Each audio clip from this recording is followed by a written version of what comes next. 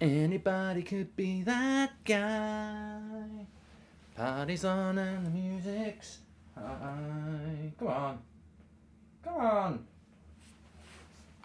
That's it. Oh, I think I'm going to go blue. Blue. Purple. I'm going to go purple. Hello everybody and welcome to That's Football. We're live for a watch-along. What a weekend it's been. What a weekend it's been. It's been absolutely fantastic. It's been absolutely incredible. I'm loving it. I'm loving the Premier League this weekend. It's made easier when your team's doing well and Manchester United are doing well. But let's hit this. I'm live. I am live. Hello everybody. Hope you're all doing really well. Nice to be doing a watch-along back on That's Football. It's been a while. I would have done Arsenal Everton yesterday, but I was ridiculously hungover, so I didn't. It was as simple as that. So we will do this one instead. And it's a big game. I think every game's a big game. I was just watching the end of Leeds Forest there. That's a massive loss for Leeds, you know. It really is a massive loss for Leeds, and a big win for Nottingham Forest. So the relegation battle's fantastic. There's not really any mid-table clubs in the Premier League at the moment, and it's all about over-exceeding clubs like Man United, Arsenal, Fulham, Brentford, Newcastle, Brighton. Have I missed anyone? Fulham. Underachieving clubs, maybe Man City, certainly Liverpool, Chelsea, and in a massive relegation battle. There is so much to take note of and absorb and digest. It's fantastic, and I'm sure we can do that over the next couple of hours. Come on, Spurs. Of course, Arsenal fans will be Spurs fans again. Makes total sense. No problems with that. Man City, if they can win, puts them into a really good, strong position as well. I mean, no Conte for Spurs. Let's hit the team news first. I think that's the main thing that we should do. I'm just going to get rid of a couple of things in the stats carousel, which is lovely, sponsored by OneFootball, which you can download for free through the QR code or through the link in the video description. Get all your latest breaking football news, transfer news for free on Apple and Android. Just download it. You're away. Also do good stats on individual players as well, which is one of my favourite things about OneFootball. But let's have a look at the Spurs side. As you can see, Tottenham lining up with Lloris, Romero, Dyer, Davies, Emerson, Royale, Perisic, Højbjerg, Bentancur, Kulusevski, Son and Kane. Son and Kane. I do like a good Scon. But it's Son and Kane up front. Perisic, Emerson, Royale. I mean, I don't think that team's good enough to win. I really don't. But look, what do I know? They've got Porro, who's come in and he's on the bench. Basuma's still on the bench. Danjuma's on the bench, Richarlison's on the bench. I sometimes look at that Spurs side and I go, I see better players on the bench. I really do. But it's a bit like the Sixth Sense, isn't it? I see dead people. I see dead careers on the bench of Spurs being wasted, really. But that's not up to me. Manchester City, Ederson, Walker, Aki, Akanji, Alvarez is playing. What's going on with Alvarez there? Have you seen what they've done on the BBC? They've got Alvarez as a holding midfielder. Is that Alvarez the Argentinian striker? They've got Alvarez, Lewis, Rodri, Mahrez, Grealish, Bernardo Silva and Haaland. The BBC have messed up big time there. Sack them. There's no way that Rodri's playing higher up than Alvarez. They've got that completely wrong. But De Bruyne's on the bench. Gundogan's on the bench. Which means Phil Foden isn't fit then, is he? I don't know whether Phil Foden's injured or something. But I suppose... You know what? I suppose there is a vulnerability about that Man City side. Grealish is a bit hit and miss. But then they've got Mahrez, Grealish and Bernardo Silva all in the same team. Not playing De Bruyne as well. Yeah, it's a bit weird. I think they've got that wrong with Alvarez. That's the right one on there. The OneFootball one. There you go. That's better. Yeah, it'll be Rodri and Palmer, won't it? In their midfield. They've got that completely wrong. I got that wrong. Sorry, Lewis. I always call Lewis Palmer. I don't know why. He's another young lad at Man City, isn't he? He's another young one at Man City. Mark, as a Villa fan, I can sympathise with United fans. We have two have our best manager who hasn't been backed in January by incompetent owners, says the HPN.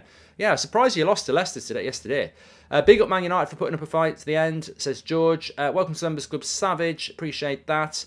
Thanks for the super chats early on. You're very welcome on That's Football. Get involved. Really enjoy doing these shows, as many of you may be aware. There just seems to be so... Look, I'm not going to knock this space. I think this space is fantastic. I think there's a lot of good content creators out there. But do you not feel saturated with everybody copying each other? I mean, everybody just seems to have the same idea. Let's put 3 or 4 people together and talk about the same topics and try and be loud and, controversial. I mean, nobody's being innovative, are they? Which I think we are. We're interactive. We do it differently. Choose what you want to watch, but I'd watch this. Hope, as a Man United fan, you're enjoying the newest hit comedy, Liverpool Football Club. Says as. Look, there's so much to talk about. I feel that, I have my Talk Sport show on a Saturday night, national radio, and on YouTube, and I get an hour and a half. On here, I get about 2.5 hours. So, look, let's just... let's get into those conversations. Whatever fans we've got, let's do it. I'm more than happy to talk about it. There's so much good entertainment going on in the Premier League this year from top to bottom. I've spoken about Liverpool quite a lot. Very, very surprised about Liverpool. Look at the league table there. They're down in 10th. Pele says City win the league. I think if City win today... I mean, look, I was talking about this on the morning show. I did a bit of a show on Arsenal, which some of you might have seen, and I think that I'm not even... I'm certainly no fan of Arsenal or Manchester City, but I'm a fan of the Premier League, and that game a week on Wednesday night... I've played the game. That game on a week on Wednesday night, that for me is the league. That's the league. And I know people will say, oh, now you're being sensationalist. But that for me is the league, because Arsenal play Brentford on Saturday at 3 o'clock, and Manchester City, I think they're playing on the Sunday against Aston Villa. You'd expect them both to win because they're at home. And then Wednesday night, it's Arsenal against Man City on the 15th of Feb. It's huge. And the thing is, people will say, well, there's another game between Man City and Arsenal. But Man City at the Etihad, Arsenal will play a different way and Man City will be the favourites. Arsenal at the Emirates against Man City, that's the game they can't lose. That's the game they've got to win. That's the game where if they win it, I think they've got a huge chance of winning the league. And I think that game's just absolutely massive. And the confidence that Arsenal could take from that if they win, the confidence blow it could be to Man City if they don't win, or if they do win. Look at the league table. It just really will make a massive difference, that game. But today is big as well. I remember Spurs were 2-0 up at the Etihad and bottled it. So I fancy Man City today. I really do. I fancy Man City to win. I think that they'll have too much quality for a Spurs side that are ridiculously inconsistent. You never know what you're going to get with Spurs, do you? But I think they will. Mark, will United challenge the red card? Any news? And what is your preferred midfield without Casemiro? Well, I'll be talking about that on the United Stand tonight at 7 o'clock, what my preferred midfield would be. But I do feel that, I say United should try Maguire at CDM next 3 games, says Ishmael. I spoke about this morning, so I'm a bit bored of it myself now, the Casemiro red card. Suffice to say, he never should have been sent off. 100% not. And if you haven't been intelligent enough to watch the United Stand or me on TalkSport, or understand why it's not a red card, I can't get into that debate. It's not because it's not a red card. It's because the way VAR dealt with it shouldn't happen. It shouldn't happen. You cannot identify Casemiro doing something on the edge of it and then not check everybody else out. It's not fair. I said on the United Stand this morning, if I was judging a summer fete and I had to choose what the best carrot was, and there's 10 entrants with all different carrots, and I eat the first carrot and go, you've won, that's the best carrot I've ever eaten, the other 9 contestants could say, that's not fair, you've not tried my carrot. And I could go, yeah, but that's the best I've ever tasted. And they could say, yeah, but maybe mine is. Well, no, I'm going to pick that one. That's basically what that VAR guy did. He saw Casemiro doing that and went, oh, Andre, check that, let's send him off. Never went and checked anything else. And lo and behold, AU's doing something worse. So that shouldn't happen to any team. It shouldn't happen to Man City or Spurs today. That should never happen in football again. They should never go and find something else, send someone off without looking at everything else. They could easily have looked at that after the game and said that's violent conduct, Casemiro and AU. Why is AU not getting a ban now? That's my point. The FA can correct this by giving AU a 3-match ban. If they don't, they've messed it up completely. 10-minute drive home took an hour because of all the Spurs fans looking for parking. Hope they get relegated to Salim. He's back again. Crowd chanting is one of our own. Yesterday to Palace chant of she said, no, Mason, what are your thoughts, says Sabir? That's not great, is it? But look, that people, there's banter in the stadium, isn't there? But what people don't realise is there's a lot of United fans that don't want Mason Greenwood to play football again. So he's one of our own. He's not a chant that a lot of people are going to actually agree with. But you do get you do get football ground banter, don't you? I say United should try Maguire at CDM next 3 games, says Ishmael. I've read that one, haven't I? What do you think of Anthony Gordon yesterday, says Vince? I haven't really caught up on the Newcastle game yesterday because I was getting prepped for TalkSport, so I haven't really seen anything about that yet. I didn't even see it on Match of the Day, so I've still got a few games I need to catch up on. Doughty's right. He says you're basically scapegoating Casemiro by not reviewing the whole incident. And the reason he didn't review the whole incident is because it was very easy to just see Casemiro on the edge and he couldn't be asked to go and have a look at what everyone else was doing. How old must you be to attend your show, Mark? The tour, I think you've got to be over 16 and accompanied by someone with 21 if you're under 18 or something like that. FPL says, Mark, shocked at your stance towards Mason Greenwood, have some shame. Yeah, mate, you should really be calling out the people who clip up content and take it out of context. There's a few West Ham fans who've done this. I'm just ignoring it because if you give it any oxygen, it just they think they're relevant. But my whole career is about this. It's about people taking little bits out of context and saying something. At no time does anybody who watched my content on United Stand. There is no evidence, and there never will be any evidence, that I have said Mason Greenwood should play for Manchester United again, because I simply haven't said it. I was asked a question about somebody, about football, hypothetically, and I spoke about it hypothetically. I've never said I want him back. I don't want him back in the team at the moment, and I've always said that, I need time to think on this. So, don't listen to out-of-context clips. Go and watch the full thing. Entirely unrelated, but can you speak any other languages, Mark, says Ivan. CC, oui. There you go. Sean Dyche to Arsenal, come to daddy. Soon Sean Dyche masterclass has to live against Liverpool, says DK. Yeah, Everton, Liverpool. I'll tell you what, I've got a great week next week. Make sure you subscribe, smash a like on the video.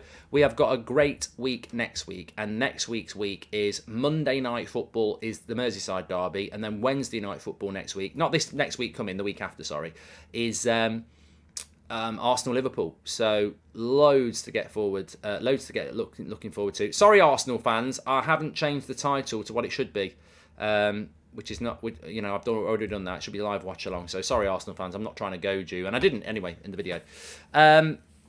Mark, your thoughts on Dean Henderson getting replaced by Neves? Do you think we'll start seeing dressing room problems at Forest? Well, he's out for another month, Dean Henderson. So I think Hennessy's just not good enough. I saw that in the games that United played against them. So I think they've made the right decision. If Henderson's good enough, he'll bench Neves, won't it? Neves, that's what happened.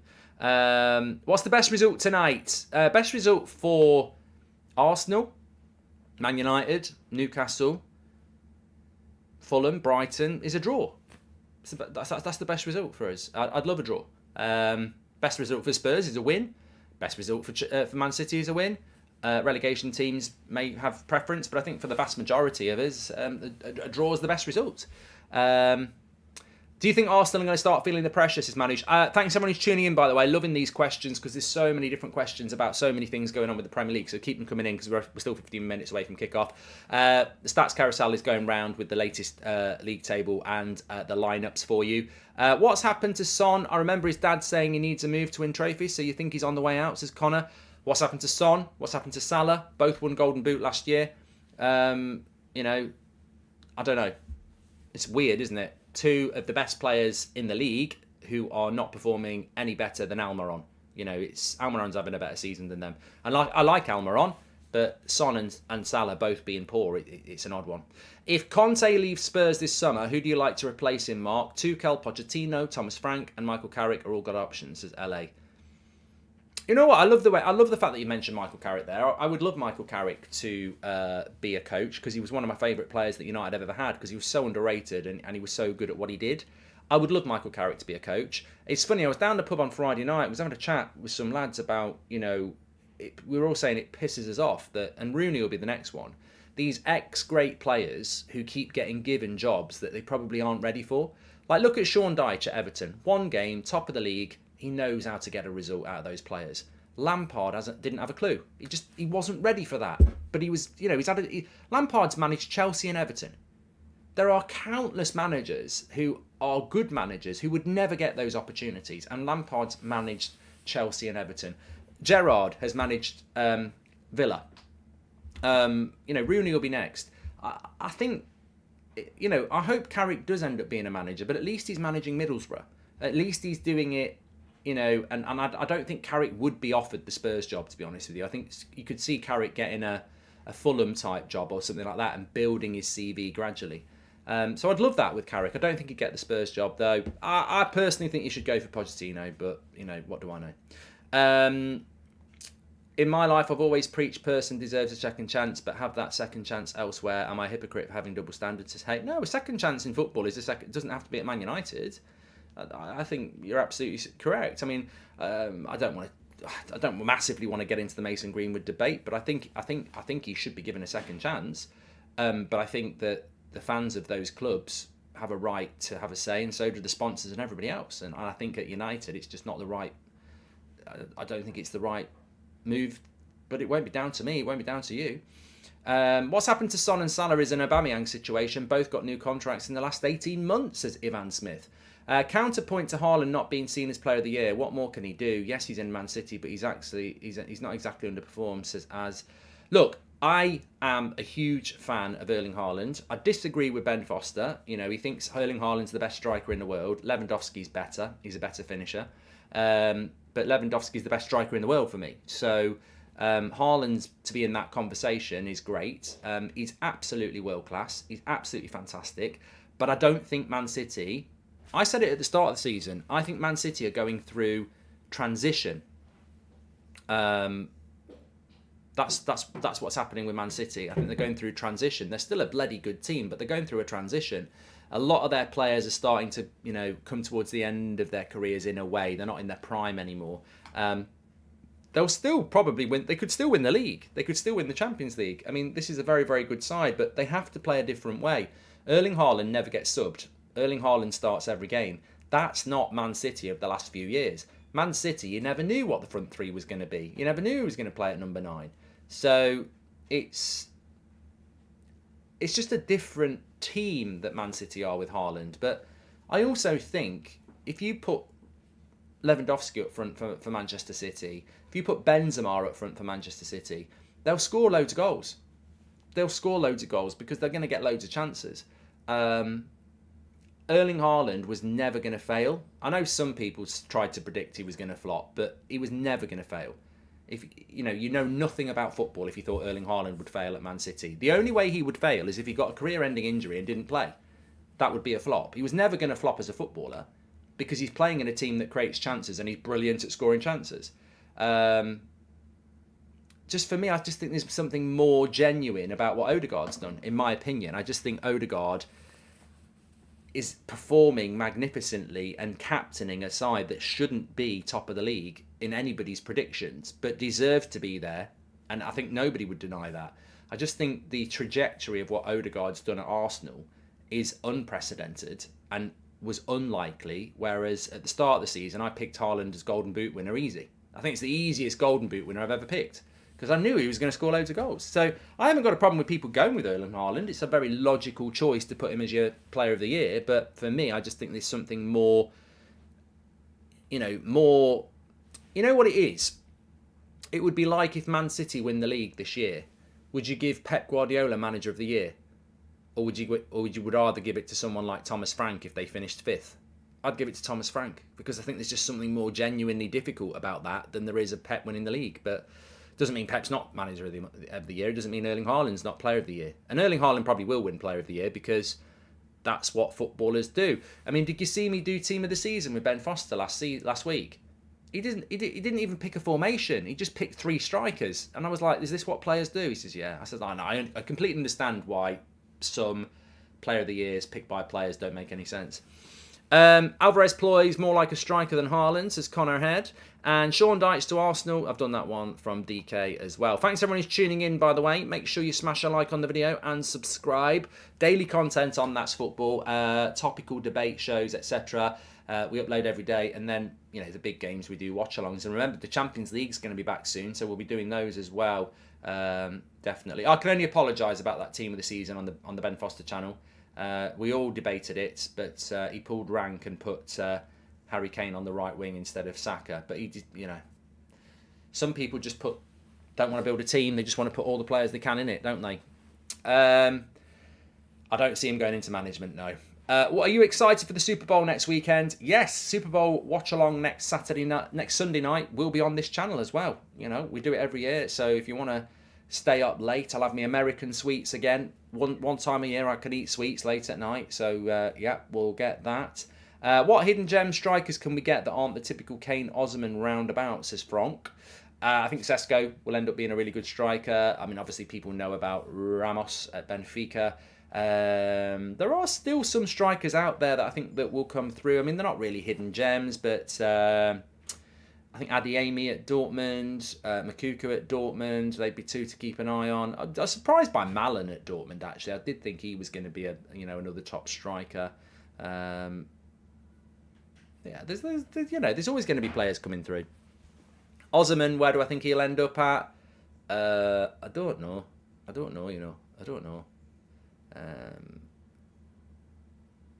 Any comments on the Cancelo fallout? Apparently they had a bust up on the training ground, didn't they? That's what happens, and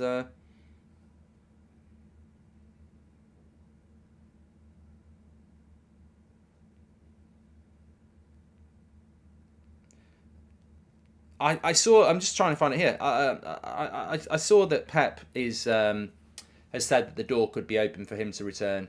Who do you want to win the Super Bowl, says Leroy. I'm not a big fan of the Chiefs, so I'd go with the Eagles, yeah. I mean, Mahomes is good. I just, it's a bit like Verstappen. It's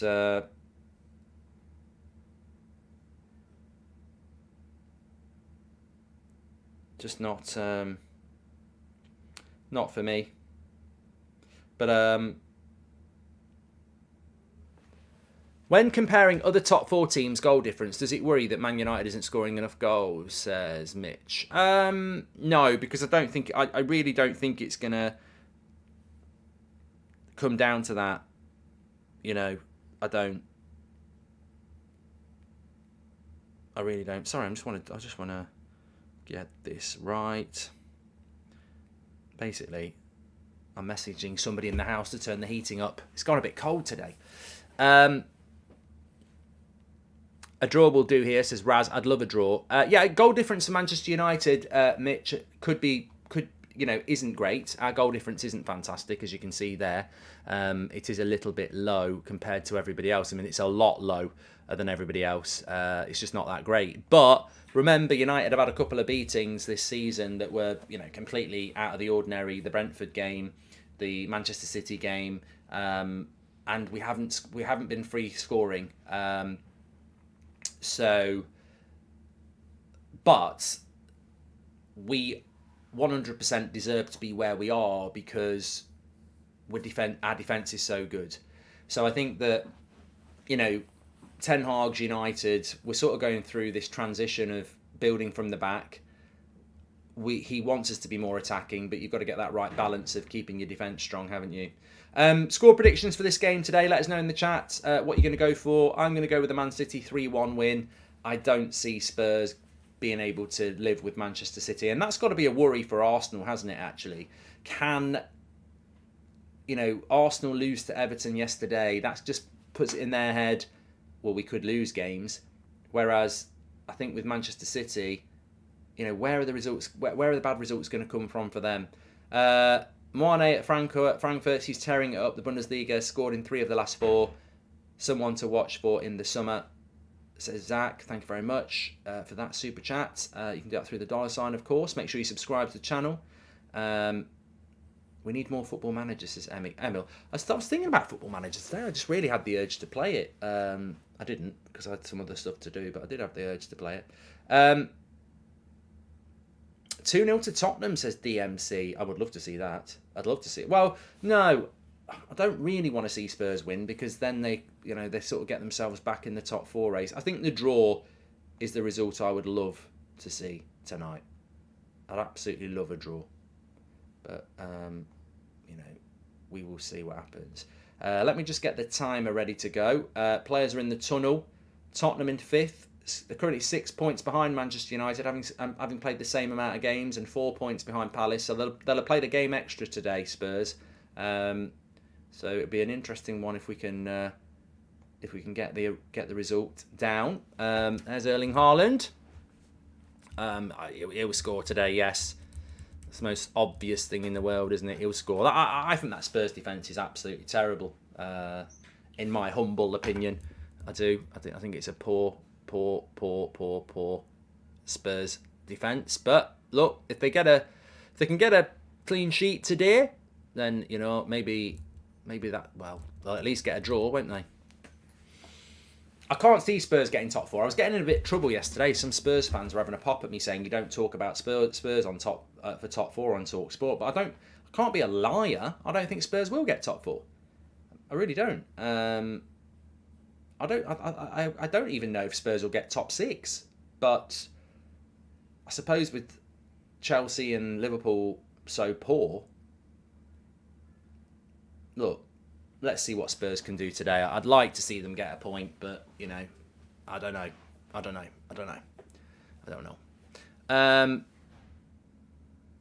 City, Arsenal, United, and Spurs for top 4, says Amy. I don't put Newcastle outside the top 4 yet. I mean, it's interesting with Newcastle. Newcastle have only scored 2 goals in their last 5 Premier League games, and they've drawn 4 out of their last 5 and won 1. So Newcastle have stopped scoring goals, but defensively they're fantastic. And it's I don't know what that is with Newcastle. I'd be interested to see what people say in the chat, because this was a Newcastle side that was going to Fulham and didn't they score 4 goals or something? So they know how to score goals. It just seems to have dried up a little bit recently. And they're only playing 1 game a week, just Keevan as well. I think Newcastle have got a great chance of getting top 4 from where they are. They do need a few more goals, but I think the top 4 race will be very interesting. I think United are looking good. I've got to say, Leeds losing today. We've got to play them twice, so they look a bit rubbish at the moment, and they're not going to have a lot of confidence. Almiron's gone off form recently, says Joseph. Yeah, well, they brought Gordon in. I never know with St Maximin whether he's fit. I think Callum Wilson's a handful, but Isaac I think's a good player, but he's never been prolific. That was always the thing with Isaac. He's never been a prolific striker. So they've got that to deal with, I suppose. What do we got here? So we're about ready to start, I think. We're a couple of minutes away from the start of this game. And being very interesting to see how this pans out today. Because I'm thinking that it's going to be a very, very tough game for Spurs. Do you think a top 4 for United is now a certainty, says Tom? Well, I've never put Man United in the top 4, so I sort of want to steer away from jinxing it, because I've never put us in the top 4. But having said that, I think you've got to look at it and go, you know what, it's looking good for it's looking good for them. It really is looking good for Manchester United. This keeps dropping out. Stop dropping out. You're bloody annoying me now. That's what I'm trying to sort out while I'm chatting away. It's bloody annoying. There we go. Yesterday was bloody terrible as well. It kept saying 2-0 and it was 2-1 between Man United and Palace. On your show yesterday, the guy saying Thiago Silva is the best in the league got cut off when he first joined. What did he say to cause that? Says Sean. I don't think he got cut off. Sean. There was a couple of people who got cut off last night, and I know exactly what they got cut off for, but I don't think he got cut off.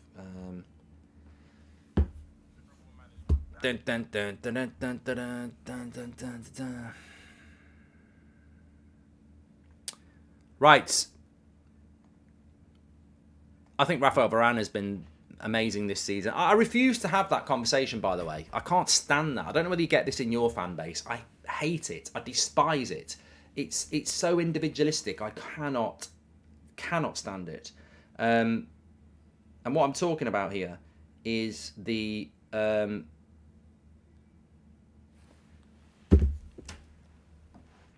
is when, Martinez and Varane are a pair.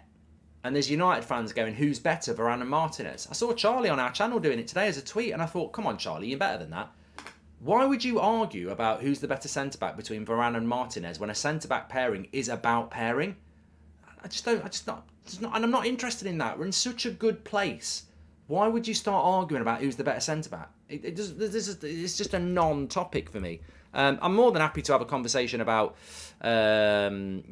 Thiago Silva and Varane and stuff like that. But the same club players who are good because they play as a pair, nah, not having that. And it just, I think those sort of things can generate, a negativity, which I just don't believe in. I don't.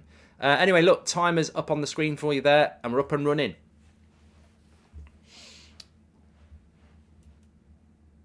No, Rodri's not the best CDM in the league this year. Casemiro is. Do I think top four is likely for Liverpool, says Jake? Again, I've always put them in the top four, but I think you've got to be realistic that it's very, very, very, very, very unlikely. But Man City have started off quite well here. Here's Mahrez on the right. Very underrated player. I mean, it'll be interesting if Spurs can get out their half today, because here's Son. Good turn of pace by Son. Good run by Son. Needs to find a pass, and too many Man City players near him there. He needed to find a pass. It was a good run by Son, though. Bright start. Get your head up. Go again. Go again. The Spurs' problem is that you've got to get Son, Kulusevski, and Kane in the game. If they are going to spend most of their time not dancing, as I saw someone say last dance, if they're going to spend most of their time defending, then it's a complete waste of time. But look, there's no De Bruyne, there's no Phil Foden, there's no Gundogan, there's no John Stones, there's no Diaz. Pep's picked this team. There might be an opportunity here for Spurs. I'd love a draw. That's the result I'd love to see. Make sure you smash a like and subscribe. Thanks everyone for tuning in. Remember, everyone's welcome on That's Football. Keep your questions coming in. Let's keep the debates going. Will Spurs be nervous today? Says the Spurs way. I don't know why they'd be nervous. I think they've got to go for top four, haven't they? They've got a better chance of top four than Chelsea and Liverpool at this time. So Emerson Royale, I don't understand why he plays football. I really think he's terrible. But he's just played a good header there. Oh, he's running down the wing now. Look at him. Here he goes. Best right back in the league. Look at this. Ball carry. 30 metres. Still going. Still going, Emerson. Go on, lad. Cross is... Go on, keep going. Oh, he's lost it. Yeah, I mean, Grealish could have a field day today if they get Grealish on the ball. But it's not been a bad start by Spurs. They're playing in City's half at the moment, which is part of the battle, really. Question mark, does Ricky watch United? Saying he'd drop Rashford is utter rubbish. He either likes the attention or he doesn't understand football, says Michael T. And could there be a world where Son comes to Man United as broken pig? No.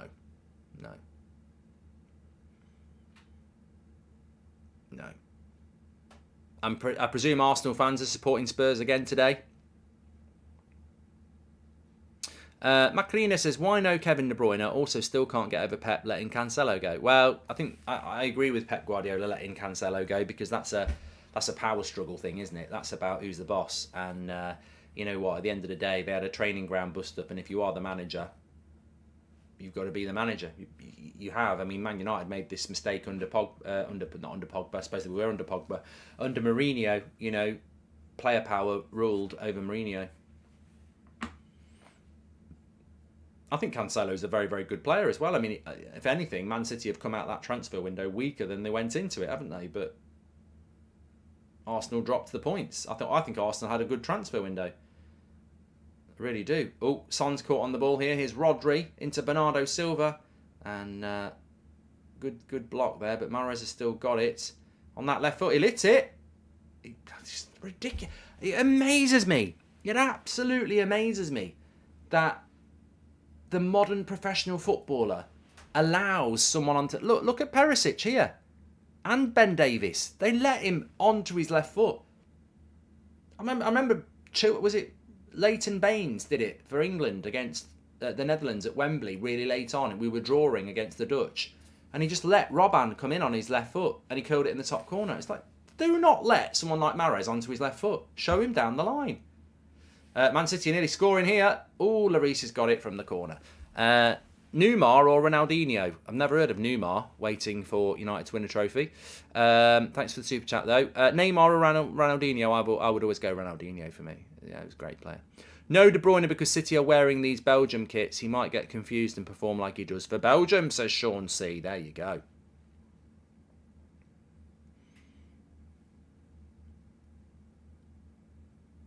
Abdullah says Leeds might have a new coach before our match with them.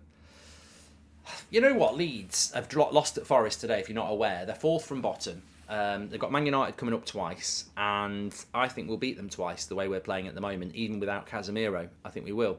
I spoke to a Leeds fan on the call in last night on Talk Sport, and I just said, what's going wrong with you? Like, I don't understand it. I mean, there was one game this season at Ellen Road, and I'm not even a Leeds fan, and it was absolutely rocking. I think I can't pronounce his name, but they've got some exciting players in that team. They've got some good players in that team, but they're just not gelling, are they? It's just not working. I don't really get it with Leeds. They're a decent team, but they just can't perform. Maybe they're maybe just a bit inexperienced. The manager's inexperienced. The players are inexperienced. Yeah.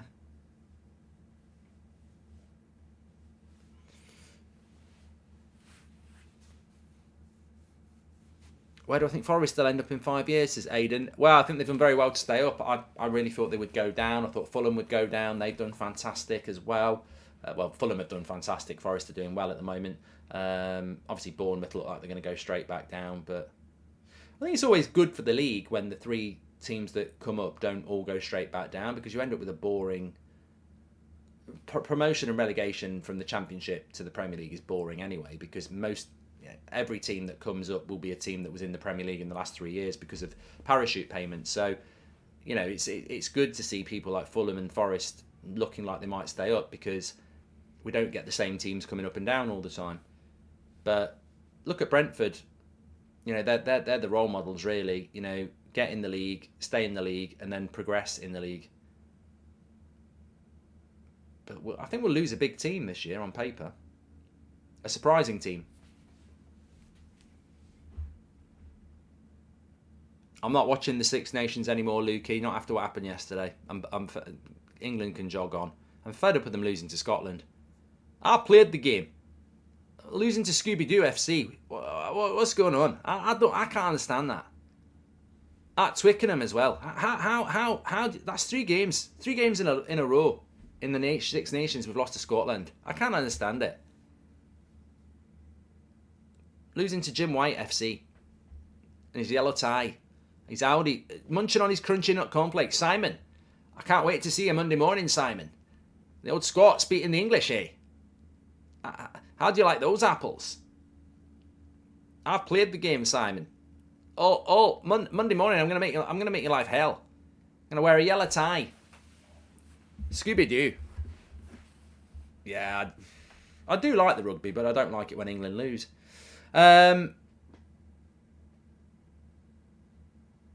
Italy winning against France, says Wars. I think Ireland will win the Six Nations this year. They look good.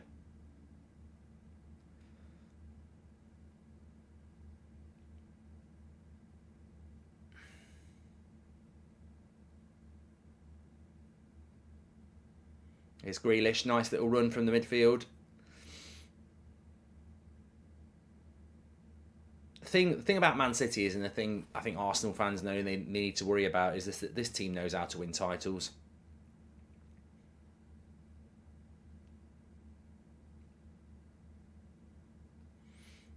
And Man City have this history in the league of, from now until May, They click. My prediction is 3-1 to City, Nick. That's what I'm going for.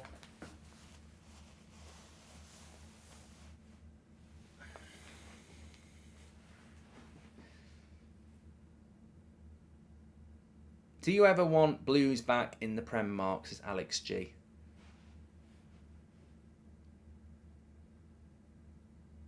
Oh, I don't mind who gets promoted to the Premier League. I had to think about that. No, but I don't mind who gets promoted to the Premier League. I'd rather Blues and Sheffield Wednesday and teams like that came back in the Premier League than bloody Norwich every year. I mean, Norwich should be sponsored by Yo-Yo.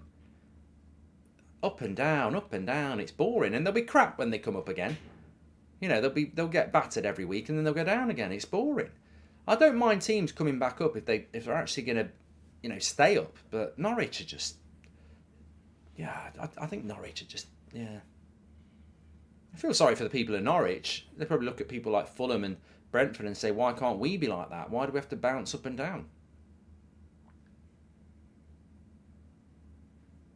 Oh, Norwich will be back up, definitely. Yeah, I'm not surprised. Man City dominating the possession here at the moment. And as I said about 10 minutes ago when the game kicked off and Son had that run, if Son, Kane and Kulusevski are going to spend the most of the game defending, I find Spurs so shite to watch as well. You are at home and you've had 16% possession. I mean, I know Man City are going to have 70% possession, but 85% possession. You're the home team, for God's sake. They're so boring to watch, Spurs, aren't they? Goldbridge only thinks it wasn't a red card for Casemiro because he... What are you talking about, David? I don't even... Jog on. I've explained why it wasn't a red card. If your brain's so small that you can't figure it out, you're already lost. Calvin Phillips to City was the most wasteful signing of the year. Would have been better off coming to United. Won't surprise me if he leaves. We were talking about that down the pub the other night as well. Calvin Phillips, what a stupid move that was. Anybody could see that was a stupid move. I don't even know, I don't even know why Man City did it. Then they pay 60 million quid. He clearly isn't a player that Pep Guardiola likes. Just unbelievable. And Calvin Phillips, what did he think he was going to do? Oh, I'm going to City and I'm going to play every week. You're not. You're going to lose your England place. All to earn good money. I mean, at least Grealish plays every now and again. Calvin Phillips, that's just stupid. It's either a stupid move or it's about money. One of the two, because you were never going to get in that Man City side. Never in a million years. For the English quota, says Aidan. Yeah, maybe. Maybe there's something in that. But his career has just died. He was an England... Look, whether you agree with it or not, he was an England starter. And he was a respected Premier League midfielder. Actually, last season, I think he was one of the best players in the league for pressing. What a cross that was into the back post. And I'll tell you what, Emerson Royale's done really well there. I'll give him some credit for once. Mr. Fluffy says, I forgot Calvin Phillips exists. What a delightful cross this was. I think it's Kyle Walker who whips it in. Lovely cross. Grealish is on this. And to be fair, Emerson Royale did quite well with it. Just caught a bit of thigh from Grealish, so he's gone down a little bit here.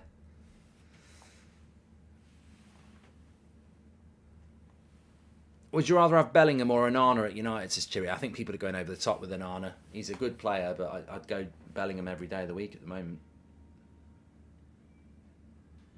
Yeah, it was good backstick defending by Emerson Royale. I'll give him that. But look, I don't know whether we've got any Spurs fans watching, but this is a dreadful, dreadful start to the game from you. I mean, Man City are good, but you are basically you're either really crap or you're showing them too much respect. I don't get this approach from Spurs. What fans in the Premier League can't you stand, says Lou? I don't really have a specific club of fans I have a problem with. I think every club's got their arseholes in their fan base. I don't think it's fair to individualise, because I don't really do that. Arsenal fans used to be very irritating, but then again, I've got loads of Arsenal fans that I get on with really well.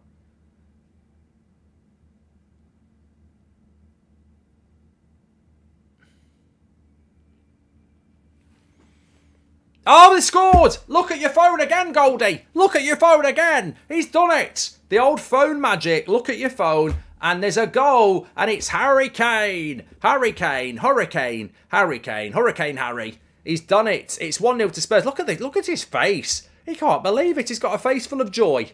As Harry Kane there. Look at his face. He's beaming like a cat that got the cream. And it's Harry the cat. Harry the cat Kane has pounced to make it 1-0 to Spurs here. His eyes look shocked. He can't believe it. He's had his teeth done, hasn't he? Look at that. They are clean. They are smart. But look, I missed it. So, yeah, Man City in possession. Hospital pass. Lovely play. And Harry Kane finishes it. Big shout out to Højbjerg. Pounces on the pass here. It's bad. It's Rodri, best CDM in the league. No way. No way. No way. I'm tweeting that.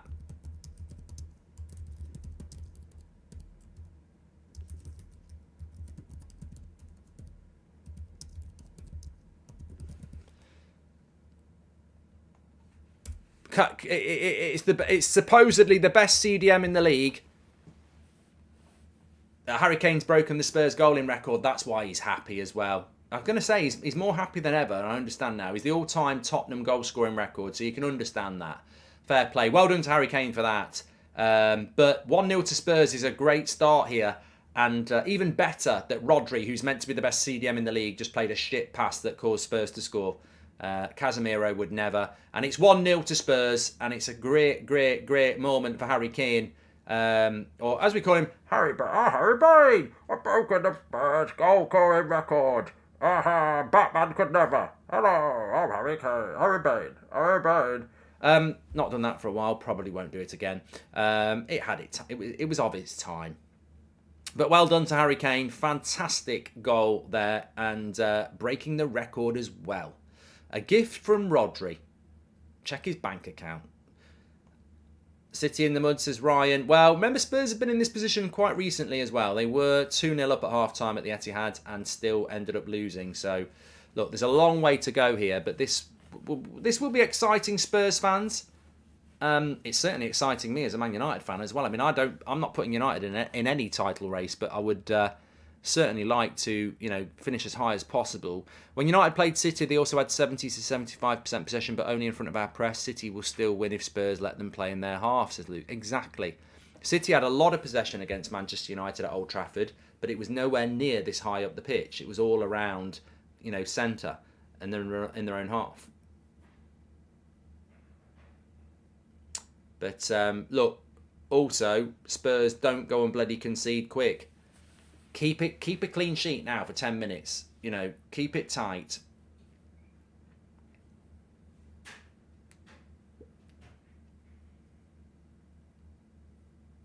I don't want Harry Kane at United. I've already said this. I know it's controversial. I don't want Harry Kane at Man United. He's a very good striker, but just doesn't feel right, Kane at United for me. It feels like, another expensive English player that, what has he won? Nothing. Is he a proven winner? No.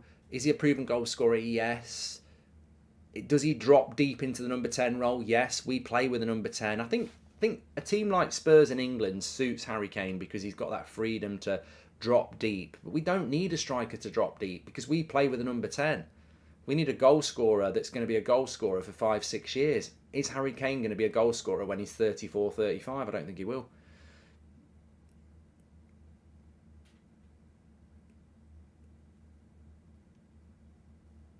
Dalcho says you're describing Van Persie. I'm not describing Van Persie. Man United were one player away from winning the title when we bought Van Persie. I don't think we're one player away from winning the title at the moment. I still think we need quite a bit of work on our team, in my opinion. But look, there's a lot of United fans I respect who would take Harry Kane. I ain't got a problem with that. I really haven't.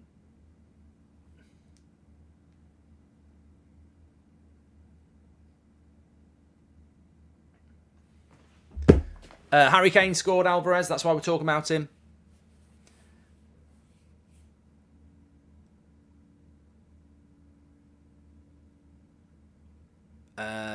Three Hillish says, what do you think on people saying that Rodri is better than Casemiro? I like Rodri. He's a good player. Like he's He's almost like a Michael Carrick type of player, isn't he? He just sits in front of the back four, reads the game really well, conducts the game really, really well. He's fantastic. And what a signing he's been for Manchester City. He really is. But people don't...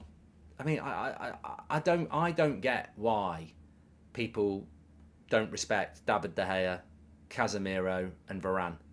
For me, they're three of the best in their position in the world. And yet it seems to be a controversial take to say that. I don't really understand it.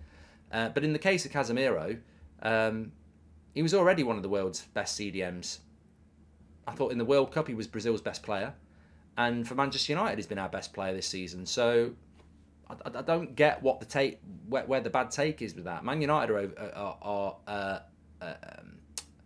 Manchester United, for where they've come from, are overachieving, and so much of that is down to Casemiro.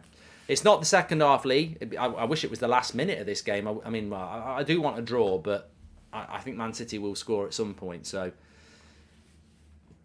that's a foul, ref, surely. It says play on. Conte doesn't rate Basuma. Jim White, what a waste. What a waste of a player. We need to sign Roger Federer, says Alex G. What a waste of the player. What a waste of a player Basuma's been. Look, Højbjerg is a massive reason that Spurs are ahead, and he's a very, very good player for Spurs. Ben Tanker's been very, very, very important for them as well. But Basuma. I think if Basuma had gone to Arsenal or Liverpool, I'll tell you what. Here's one for you. If Basuma had signed for Liverpool, Liverpool would be in a top 4 race. Instead, he's been sat on his arse for Spurs all season. That's how highly I rate Basuma.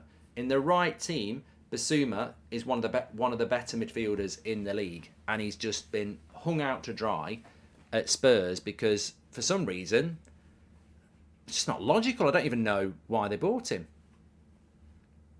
I genuinely think if you put a decent midfielder in that Spurs side, they would... that Liverpool side, they would be a decent side. I think they're struggling because their midfield is just getting run through every game. As United fans, we don't want Spurs to lose. Don't we want Spurs to lose to keep the gap to 5th, says Chris. It depends about what perspective you're looking at. Are you looking behind or are you looking in front? Because if City lose and they play Arsenal in a week and they lose there, we could get second place. I'm not as a United fan. I'm not looking behind us to Spurs. I'm looking at. I'm looking above us at the moment. But there's a long way to go yet. Of course, there's a long way to go. A draw would be the best result, Zeemish. Got a yellow card here for a Spurs player. Ben Tanker booked. You don't want to be picking up yellow cards against City because they love to tumble. I mean, he was a bit late. Arguably, it is a yellow card. Just at the end of the day, he shouldn't be getting a yellow card there. Really, it's a bit of a soft yellow card to concede. But look, Man City are going to have a lot of ball here. We've only had 20 minutes. Zaffa says they bought him so other good teams do not get him and prefer to misuse Basuma and ruin his future than seeing other team use him as well. I don't understand Spurs' transfer policy. Maybe somebody can explain it to us in the chat. I don't understand why you bought Richarlison, Basuma and Jed Spence, who, whatever you think of them, Basuma was one of Brighton's best players. Jed Spence was one of Forest's best players when they got promoted, and Richarlison was obviously one of Everton's best players. And all three of them have spent most of their time sat on their arse. It doesn't make sense to buy players just to sit on the bench. Lovely play by Kulusevski here. He's not got a lot of support. He's up against Grealish, and Grealish has done well, actually. Good defending by Grealish there. Kula instead of Harry to Man United this summer won't happen, but still, says Leon of Sweden. Yeah, but Spurs seem to have made a habit of buying decent players and then not wanting to use them. It's not even like they rotate them much either. He picks the same team a lot, doesn't he, Conte?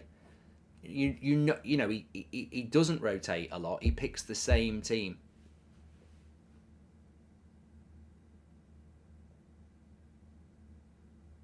Maybe they were all board signings. I don't know. And they've got Danjuma now as well. I don't think Danjuma will get a lot of game time either.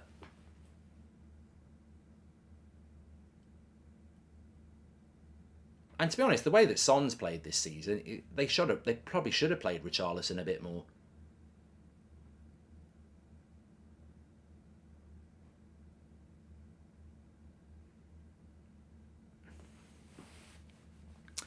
Dane Grayson says Haaland's not a City striker. They don't play to his strengths at all.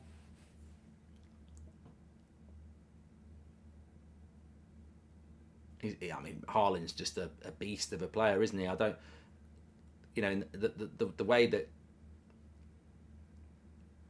What team do you think? I mean, look, he's going to win the Golden Boot. He's probably going to win Player of the Year. He can't say he doesn't suit City, although I completely agree with where people are on about. But what team do you think that Haaland would suit best in the Prem? Because part of me thinks Liverpool, but I don't know.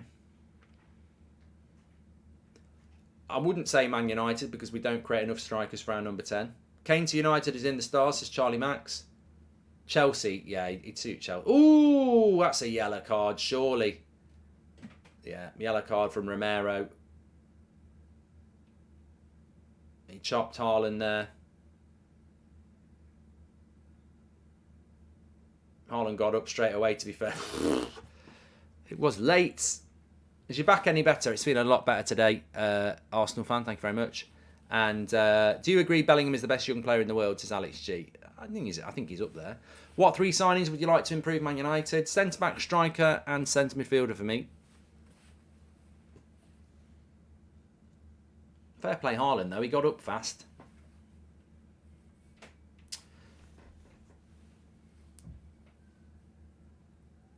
"25 minutes gone. Man City losing to Spurs. They were losing to Spurs a couple of weeks ago and they did come back, so a long time to go. Emil says that the UK have lost 100 billion already because of Brexit. Yeah, I don't really want to talk about Brexit. Please do subscribe to the channel, by the way. We've got 17,000 watching. Bottom right hand corner to do that. We're on the road to 900k actually, so we're not far off. So please do subscribe, get involved with the channel. Daily content on here, and we do the watch-alongs as well. So you're all welcome. Thanks everyone for tuning in. Bayern are winning 3-0 apparently. Arsenal fans will be nervy. Too long. All I'd say to Arsenal fans is, you're putting your hopes in Spurs. You know, that's like leaving Ronald McDonald with your cow. Don't be shocked when you come back and see a pile of burgers and steaks. Nice layoff, Son. All he wants to do is shoot, Son. He's got a pass there. Here's Emerson Royale. Pass Grealish. And he wins a corner. Inter AC Milan tonight, says Joseph. Last Happy Valley as well. Yeah, City don't look the same as last season. No matter how much Arsenal lose the league is theirs. They look so vulnerable. They're so bad in my opinion, says Nathan. Calling it now, Romero's going to get a red, says L2 Gaming. I mean, that'll be just typical Spurs, won't it? They're winning against Man City. Got a great chance to win, and some prat will get sent off and they'll lose. You can't write City off. You can't write City off. They've got the experience, they've got the know-how, but there's something not right about City. I said it right at the start of the season, and I do the football fill-in on a Monday with Ben Foster and his channel, and I must have said it 4 or 5 weeks now throughout the season. There's something vulnerable about Man City. They can still win the league, but they ain't the same superpower that they were last year or the year before. There is a vulnerability there. It's just whether that... I said it at the start of the season. If you want to win the league, you know you've got to get 90 points at least. And even then it might not be enough against Man City and Liverpool. Well, Liverpool aren't getting 90 points this year. And are Man City going to get 90 points this year? So... I never thought we would see anybody winning the league in the next 2 years that weren't Liverpool or Man City, but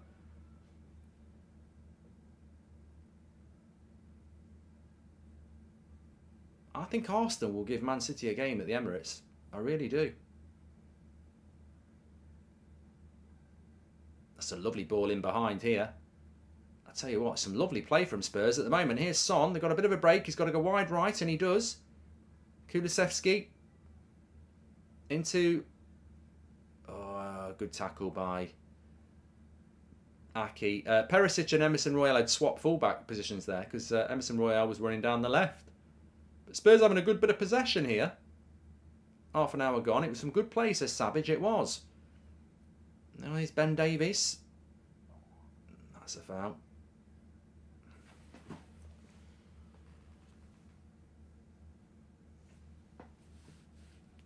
I don't know whether anybody else gets this. Nate says, "Hi Mark, just wanted to say I really appreciate your analysis, and it takes even I don't agree with all of them. I appreciate your football knowledge as someone who's watched and played the game." Thank you, Nate. Thank you very much for the super chat. We should have you on commentary, Marks, as pro. Yeah, one day. I'm hoping to get to do a bit of commentary at some point. I have been in talks, and we'll see if it ever comes to fruition, because I would love to do it. It's another bucket list thing, but. I don't know what people think about Man City, but I just haven't felt like this doesn't feel like Man City to me this year. There's just something doesn't feel right, and it's the same with Liverpool, but obviously at Liverpool it's a much further worse. Kulusevski, oh, I tell you what, the defender did well there, Kyle Walker, because if he'd not won that 50-50, Rodri with another loose pass as well. Yeah, there just doesn't seem to be. Man City just don't look right. I know Liverpool don't, and they're really struggling, but Man City don't look right this year. I disagree with the why who said they're not playing to Haaland's strengths, because it's because they play to their strengths. They're in this position, says Nathan Allen. Here's Perisic, and that's straight into the keeper's arms. Why is Kevin De Bruyne not playing to Zabdi? Rotation, I suppose. Harry Kane scored, noob. Would you rather commentate or manage, says Justin. The management thing's gone really quiet. I mean, I enjoyed doing the Sidemen thing. I really did. And I'd love to do management, but I did, between me and you, I did get a few offers, but, I'm not, it's not like, it wasn't like professional offers, it was like amateur football, but if you're going to do something like that, you've got to take it seriously, and I just don't have the time for it, which is a shame. Thomas says, Haaland in Liverpool's team last season, wow. I think Chelsea would have bought Haaland, if they'd had Todd Bowley at the start of last season, last summer. Just Man City locked that up very early. I don't know when Haaland's coming on CA, but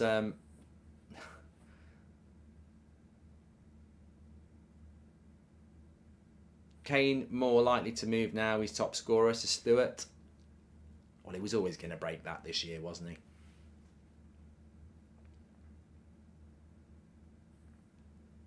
Who are the top 3 CDMs in the league, says Alex.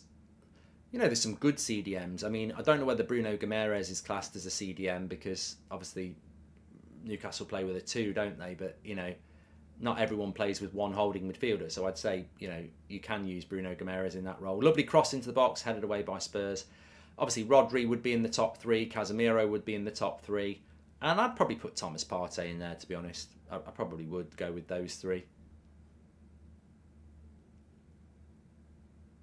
I don't think there's much debate about that.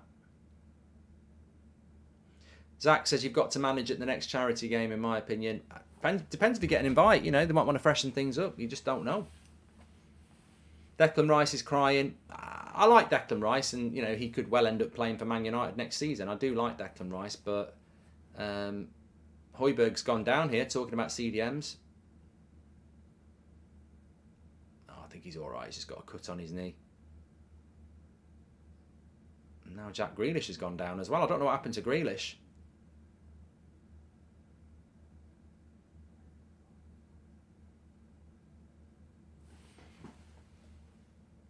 Good thing about commentary is that it's faceless, so it's perfect for you, Mark.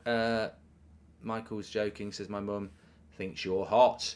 Cancelo is a big miss, says Christopher. He wasn't picking him much before that anyway, was he? I mean, Cancelo, Cancelo was the player to have in your FPL at the start of the season, wasn't he?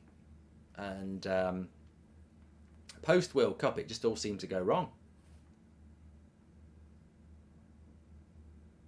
It wasn't actually a clean connection by Harry Kane on that goal, but hello Mark, I'm not a United fan, but I have to say you are by far the best football content creator out there. You are a legend. What's your thoughts on Potter, Mount and Havertz, says Jack. Thank you very much. Why are we referencing those 3? Is something gone on? I don't know.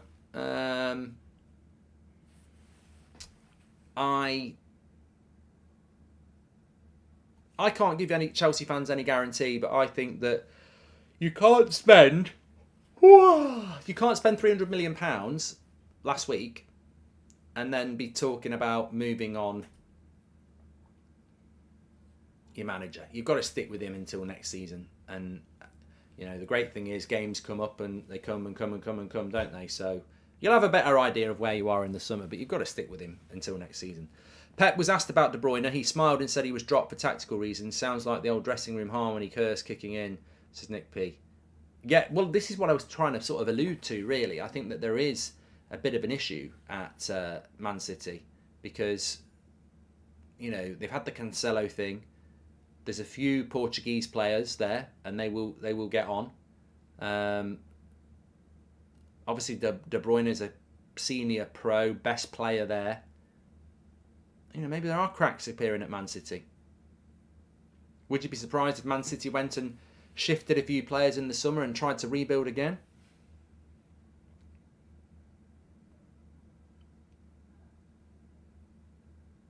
Ryan says that a Spanish journalist said that Pep's fallen out with a lot of players in the dressing room, including Haaland.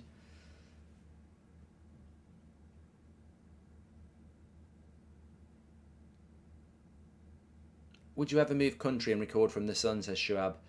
I was thinking about this last night. Lovely ball over the top here. No, it's not. I want to talk about. Remind me about Haaland in a minute, but there's something about Man City I just want to mention in a minute. But I was thinking last night. I do a lot of content, and there's a lot of things I want to do as well. I think it is going to get to a point at some point soon where I have to make a decision for my health and my personal time, etc. Because I can't keep doing it at this level. I will have to start thinking about slowing down at some point because it's a lot. I enjoy it, but the thing is, I really do enjoy it, but it is demanding. So, but no, going back to more serious matters. Oh, is that a foul, ref? No, he's not giving it. I thought that was a foul. In relation to Man City, Aston says it's not hard work, mate. You haven't got a bloody clue what I do and how much hard work it is. It's the hardest job I've ever had. We have got Mark thinks he's Varane. That did make me laugh. Do you think Pep picks the players? There's a player gone down in the box for Spurs here. Or was it an offside? I don't know.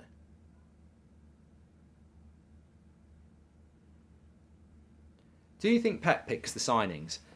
I'm only going to say this because, well, here we go. Jack Hammer's just hit the nail on the head. He says tinfoil hat theory, which is basically what I'm throwing out there as well.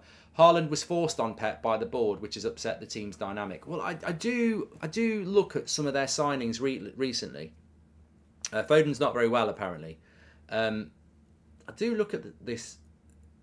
Like, Calvin Phillips makes no bloody sense. Do you think Pep Guardiola was there going, go and get me Calvin Phillips?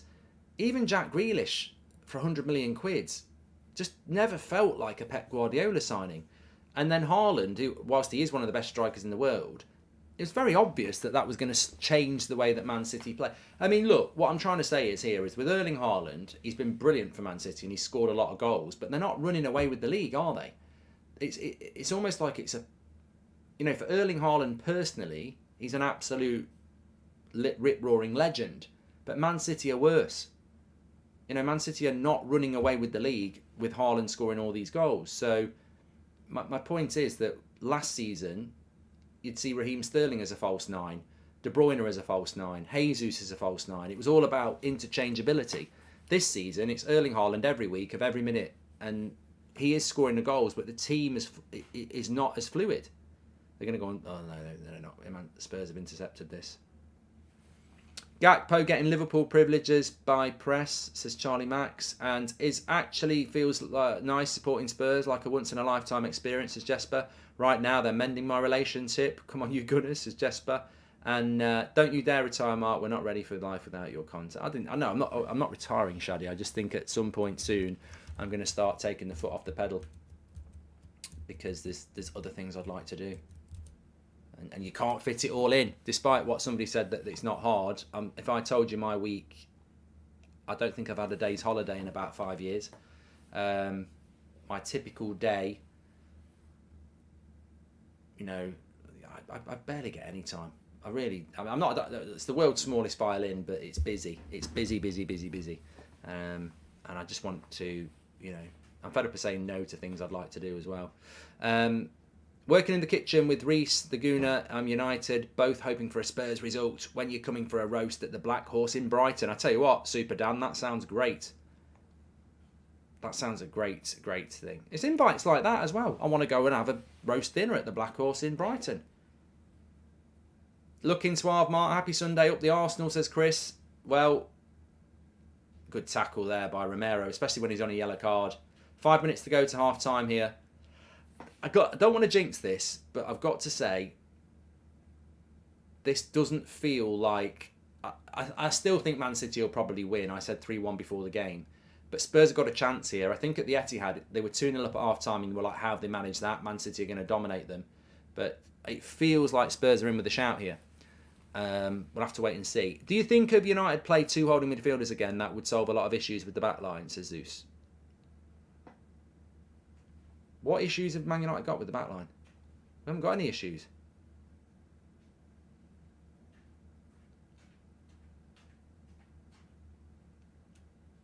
Yeah, Cala Runner says that was Casemiro's first ever red card yesterday, and it shouldn't have been. Yeah, it shouldn't have been.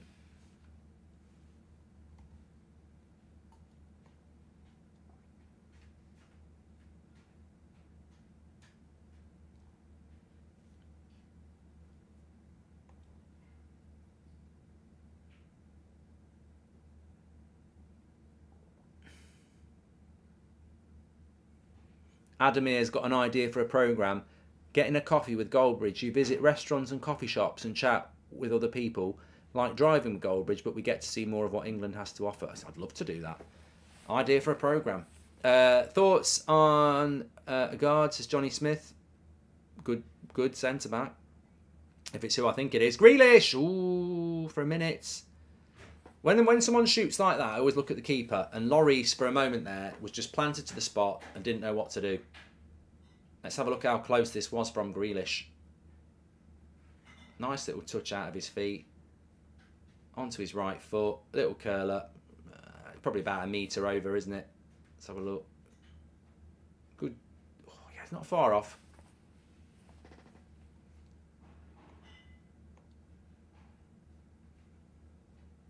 Thanks everyone who's tuning in as ever, by the way. We nearly got 20,000 watching. Make sure you smash a like on the video and subscribe. Get involved with That's Football.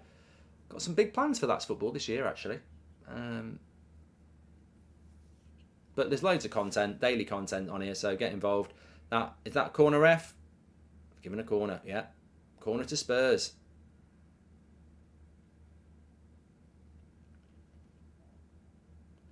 Sohan's not happy with this lineup from Pep Guardiola. Well, I suppose the positive from a City fan point of view, if there is a positive, is that you can bring De Bruyne on, you can bring Gundogan on. Whatever you decide to do for your health, nobody has pioneered the footballing YouTube scene like you, a true legend who never fails to make a day better, says Finn. Thanks, mate. I appreciate that. Not everybody's nice. Thank you very much. Well, we'll see. Look, I'm not planning on going anywhere anytime soon, but I do want to start, changing my work schedule. Corner for Spurs, cross comes in, ooh, punched away by Ederson. Højbjerg gets it back out wide. Can he get the cross in? Perisic, oh, front post. Kane, blocked. Kulusevski, blocked. And again, I tell you what, it wasn't Kulusevski, it was Dyer, that's why it got blocked.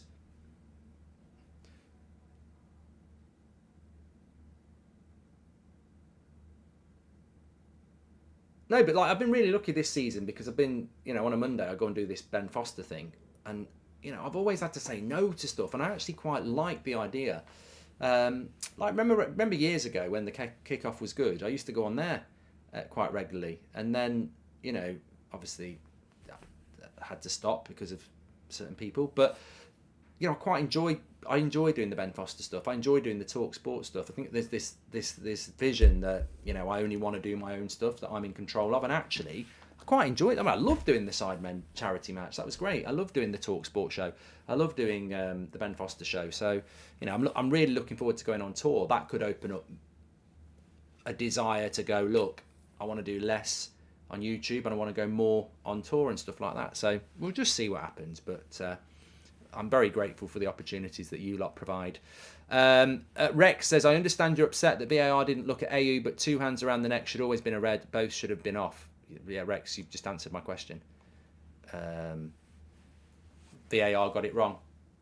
You can't go looking for an incident and then not go and look at the whole incident. What they should have done is said, give a yellow card to Anthony, give a yellow card to Schlupp, and then they should review the whole incident after the game and say Casemiro gets a ban and AU gets a ban. But what they tried to do was they tried to deal with it all in that incident, and that's why they've exposed themselves as crap, because there's a worse incident in there that they've not spotted.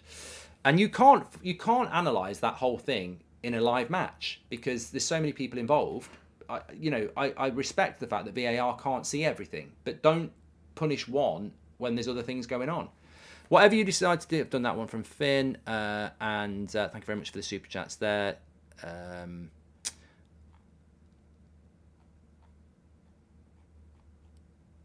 City should put 3 strikers up front. Fozzie Wood says Pro. Harris. He's going to have to bring De Bruyne on. He's got to bring De Bruyne on.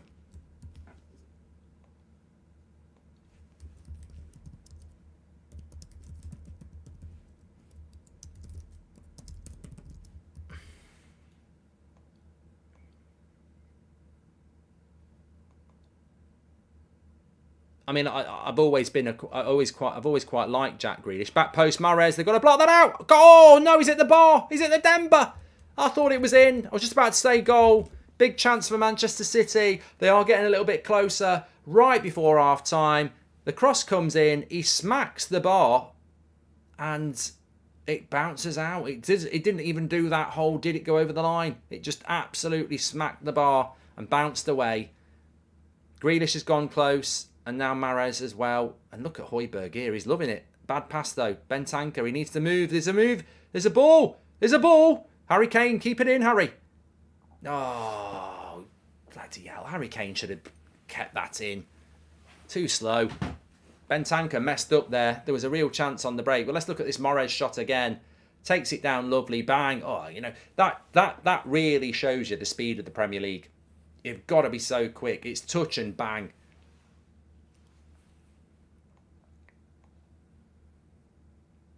I don't think Spurs will be keeping a clean sheet in this game. They've got to find a way.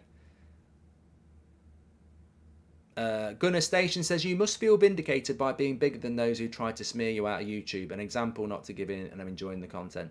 I think for a few years I probably did feel a little bit like that. There were some horrible people in this industry. But to be honest, I don't really care now. I'm not really bothered. I think that there's so many people doing content out there. It sort of dilutes what everybody else is doing anyway. So I've got no problem with anybody. I think we've built something very, very special, and whatever happens, you never know what the future holds. It will always stand the test of time as being an era where we sort of changed the map on football. So it's been great. I think that the Pep in this match has taken away the creativity from the midfield. Got to make changes at half time, says Chris. Yes, City are in a bit of a crisis here. It's only half time. I mean, I'm not going to say that there's not a realistic chance that Man City could still win this game, because I think they can still win this game. But there is something wrong with Manchester City. There is something wrong with Manchester City. And apologies for the cider super chat troll last night, says Becky, during the United game, but glad you took it in good spirits. It's fine, Becky. It's fine. I genuinely thought you were talking about cider. But, there we go. Favourite journalist outside Fabrizio and Ornstein, says Charlie. My favourite journalist is outside Fabrizio and Ornstein anyway, because Fabrizio and Ornstein are transfer journalists. I actually prefer journalists that, I used to like, what's his name? I used to love that show, the Sunday Supplement on Sky. Then everyone used to watch it, where they had 4 or 5 journalists sat talking about the news. That's one of my favourite shows ever. Those journalists that they used to have on there, a lot of them very, very good journalists. You don't really hear about them much anymore. Sam Wallace. Obviously, you still hear about Henry Winter and people like that. But no, I prefer... I know, look, Fabrizio and David Ornstein do great jobs, but it's all about transfers. I actually like, I like to read a piece about, financial fair play or something like that. Anyway, look, let's have a quick look at the stats here at half-time. I suppose that's the big thing to take a look at. It's on your screen now. Sponsored by OneFootball. Scan the QR code, free to download, Apple and Android. Get it downloaded. Brilliant for the stats, but latest breaking football news, transfer news, etc. Get involved with that. Manchester City have had 67% possession, and I would applaud Spurs there. Because there was a time in the first 15 minutes where it was down to, I think it was 84% possession for Man City and 16 for Spurs, and you thought, what's going on? Spurs have come back into that game. They've had 6 shots to City's 7. So, look, City were coming hard at the end of that half, and Grealish and Mahrez nearly scored, but they've got to offer better opportunities on the break. There will be chances on the break for Spurs, and they've got to move the ball better. There was a chance for Bentancur to play straight down the middle to Højbjerg or get it wide to Kulusevski and Kane, and he overhit it. You've got to break. The opportunities are there to break against City, but when you break, your passing has got to be on it. That was a massive... Some people just move on from that. If I was the coach at half-time, I'd use Bentancur as an example. I'd say, look, we're 1-0 up. They've hit the bar. Grealish has gone close. At some point, they could score. You know, Bentancur gets the ball there. We've got a great chance to break and get a chance ourselves, and we overhit the pass. That's not acceptable. You know, we've got to pass better, concentrate and hit the passes, because we need a second goal. Bellingham or Osman for United if one was guaranteed, says Julian. I would go with Osman, because if you don't get Bellingham, you could get Sabitzer or someone like that. Apparently, Wout Faes is Liverpool's top scorer since the World Cup. That can't be right. He's only scored 2. Pep is falling out with De Bruyne. No way he gets benched in a must-win game like this. Era's come to an end, says Jim White. This season has been unbelievable. Unbelievable, hasn't it? It really has been unbelievable. I think that the reality is that it's so weird how Liverpool and Man City... I mean, look, Liverpool are struggling to a different level. I think we'd all accept that. But it's crazy. Let me just send this message.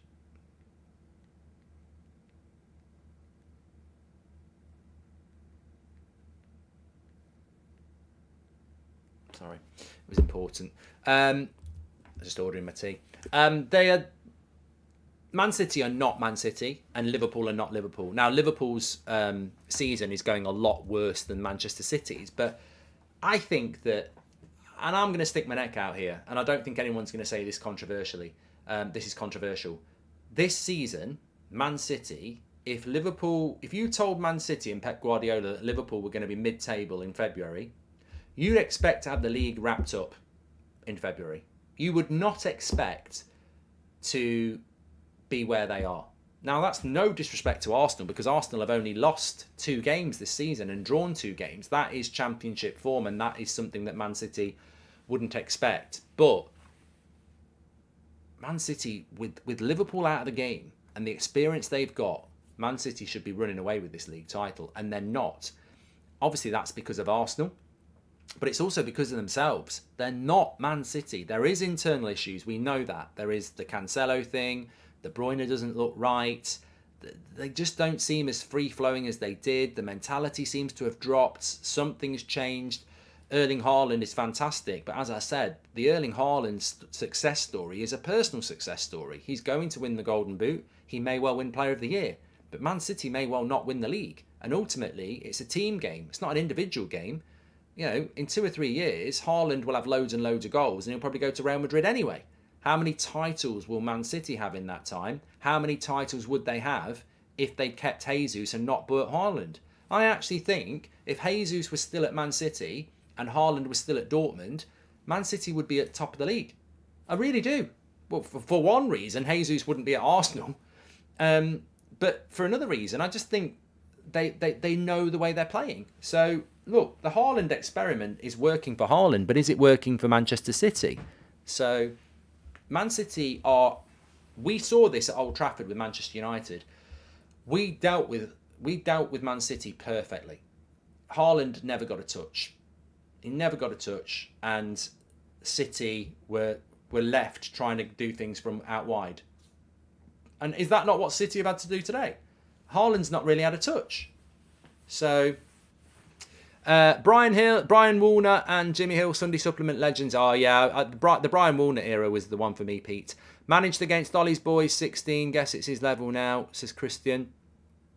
And extremely hard to win 3 league titles in a row. Not everyone can do that, says Ramsino. Well, I'd love Arsenal to win the league just to stop Man City winning 3 in a row, because United are the only team to do it in Premier League history. But look, I think that transition is probably the polite word for Manchester City at the moment. They are definitely going through a transition. I don't care what anybody says. They've got to adjust to Erling Haaland. But what I will say is that for a team like Man City to go from being totally, it's totally Pep Guardiola's vision the last few years. I might play Sterling as the 9. I might play Jesus as the 9. I might play Bernardo Silva as the 10. The interchangeability of that City side over the last few years has been very unpredictable, hasn't it? You just never know. And it's always Pep, the mastermind. I'm the mastermind. I'm not predictable. I can do anything with my front 6. To this, it's a bit like Spurs. Harry Kane's going to play every minute of every game he's available. And Erling Haaland is going to play every minute of every game he's available. That's not City under Pep. Pep's never been like that. It's always been about interchanging and, I'm in control. And I think Haaland has made them a little bit too predictable. Some teams can't deal with it because Erling Haaland can score a hat-trick like that. But those teams who figure out a way to deal with it, it becomes a problem because he can't take Erling Haaland off. So if you can shut Erling Haaland down, you tend to shut City down. And that's what's happened in the first half there. It's what happened at Old Trafford the other week. What I will say is, though, maybe Pep's not figured it out yet. And if they do figure it out, Have you changed your mind about the red card after sleeping on it, Goldbridge, says Dean? No, I'm resolute on this. I'm resolute. Owen, thank you very much. Welcome to the Members Club. No, I'm absolutely not having that. That's a red card. There's so many different angles that make it look very different than one angle. And one camera angle is very dangerous. I used to work in the police years ago. You'd get CCTV from stuff and then you get CCTV from somewhere else and it looks very different. So, you know what? That's always dangerous from VAR's point of view. But no, I think without going about whether it's a red or not, I can't be bothered with that conversation because that's not been my argument. My argument is that VAR, that incident happened between Schlupp and Anthony, didn't it? And they both got booked. That should have been the end of it. Why is the VAR guy looking? At what point does the VAR guy go, I'm going to go and have a look for something else now. Oh, look at what Casemiro's done. And then when he does that, why does he not look at what everyone else has done? Because he hasn't got time. So that's where VAR doesn't work for me. What started the incident? Schlupp and Anthony, they get booked. Get on with the game. You can't spend more than a minute on something like that. What started it? Okay, it was that. Book them. Oh, I've found something else now. We're delaying the game. And if I was Andre Mariner, I'd say, have you checked everything else? And he'd go, no. And I'd go, well, I'm not sending him off then because you're getting me to look at stuff and there could be other stuff going on. We can't just victimise and target Casemiro. And lo and behold, AU grabs Fred like that with an angry face and shoves him off, which is worse. So VAR should not be used for that. But it has been. How can Spurs be up for City but so bad versus Arsenal, says AI Ben. And Chelsea fan here, I like what I saw from his last game, hoping for Europa at least, says the Kudler. Thank you very much for that. So second half is about to start. Do I think Man City can get into this game? God, yes. City, I've seen City this season, and as much as I think they're going through transition, and as much as I don't think they look right, how many times have Man City been behind at half-time this season and come back and got something? Spurs ring to mind. They were 2-0 down. They won. Palace, they were 2-0 down. They won. Newcastle, I think they were 2-0 down and they got a draw. So look, history doesn't lie. Man City are more than capable of coming back and winning this game. Mark, would you buy a box at Old Trafford and then have competitions on your channel to watch the game from the United Stand box and meet Mark Silverovich, says the Football 454. That would be a good idea when I pack it all in, yeah.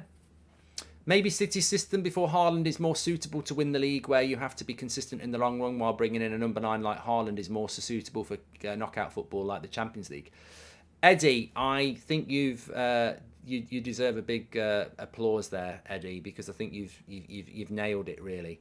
There is absolutely no doubt that Pep Guardiola's obsession at Manchester City now is to win the Champions League. That's what it's all about, and you know, maybe that's what he's building towards. And in knockout football, you're right. Maybe that's how you do it. I mean, who is going to win the Champions League this year? Liverpool don't look like they're going to do it. Chelsea don't look like they're going to do it. Spurs don't look like they're going to do it. And you'd say, out of all the English clubs, Man City look the most likely team to do it. Well, if an English club tends to be a favourite, Real Madrid will still be good. I went with Bayern Munich. I said Bayern Munich at the start of the season, but Man City have probably got a good chance. I mean, I'd love Napoli, like Taylor and Fatty said. I'd love Napoli to do it, but yeah, look, I think that's what Man City are looking at doing. PSG's a good bet as well. I don't think the English teams have capitalised on the dominance of the Premier League, really. There's something for you. Have the English teams capitalised on the domination of the Premier League in world football with enough Champions Leagues? And I don't think we have. How many Champions Leagues has the Premier League actually won recently? I know Liverpool won it. Chelsea won it. That's it, isn't it? 2 in 6. Yeah, Chelsea and Liverpool. It's not enough. I've played the game. And the Premier League has been dominant. And Real Madrid last year, that's one of the most impressive Champions Leagues I've ever seen. It was great. But the all new Astra hybrid.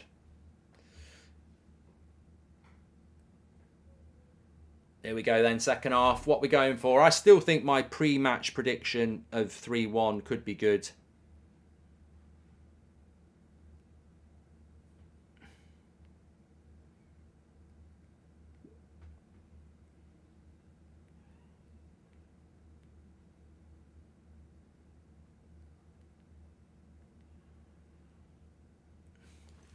Right, I'm just doing the timer.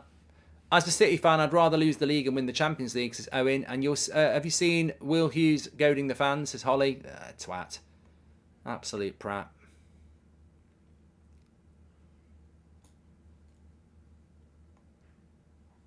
He's just a wish for Theo Baker. That's what we should have sung. Then again, do enough people know who Theo is? Would you ever tour down to Cornwall, Mark, Anthony? I'd love to go on tour in Cornwall. I don't think there'd be enough people to sell it out, but it'd be a nice place to go.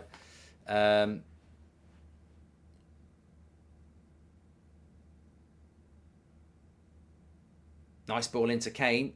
We're up and running here. And I personally think Will Hughes should have gone up to the referee and said, don't send him off. He knows himself it's not a red card. The hangover's a lot better today, Ren. Absolutely fine today. In fact, I'll probably have a drink tonight.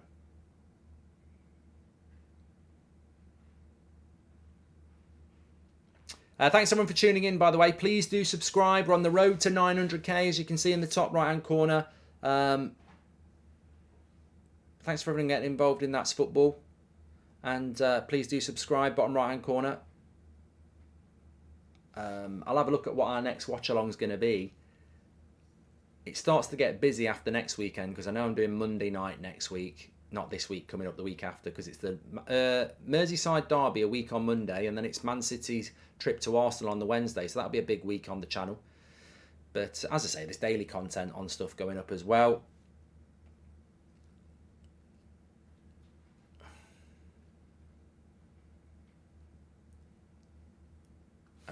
Super Bowl watch along next Sunday on this channel as well. Yeah, tune in if you don't like, even if you don't like NFL. It's always one of my favourite streams of the year. That I love doing the NFL.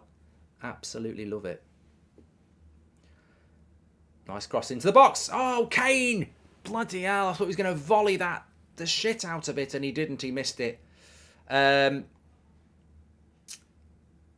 I'll do West Ham Chelsea next Saturday lunchtime at 12:30. That'll be my next one. There's no Premier League football apart from United Leeds on Wednesday, which I'll be doing on the United Stand, of course.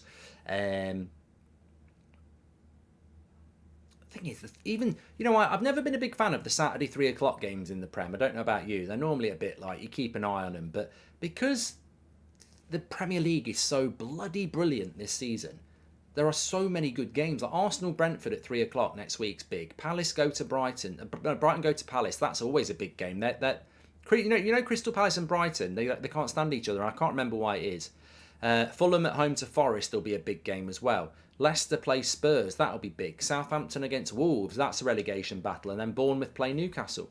And then on Sunday, you've got Leeds United at 2:00 as well. So, and then Liverpool-Everton on the Monday. Arsenal-Man City on the Wednesday. Villa then got Arsenal on the Saturday away from home. Newcastle-Liverpool at 5:30. It's just constant. Oh, I tell you what, I've just realised as well. It's when Arsenal play Man City, that's Champions League night, isn't it? There's Champions League games that night. I hope there's not a good Champions... I might have to do a double watch along. Let's have a look. Champions League kicks off on the 15th of March. Yeah, on the 14th. So AC Milan, Tottenham. Dortmund play Chelsea on the same night as Man City play...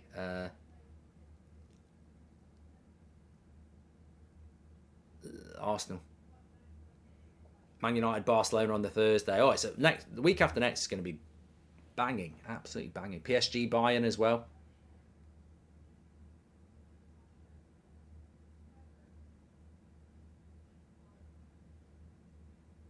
Bot says that Man City made a mistake with Haaland. They were so much better without him.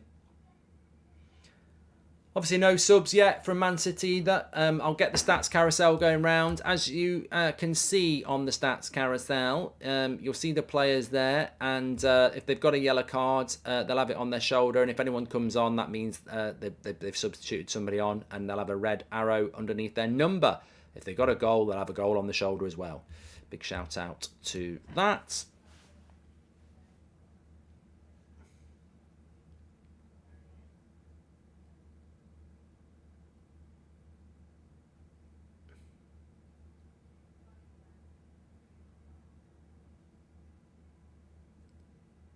When do you think Cody Gakpo will adapt into Liverpool's system, says Thomas? You could say the same about Nunez.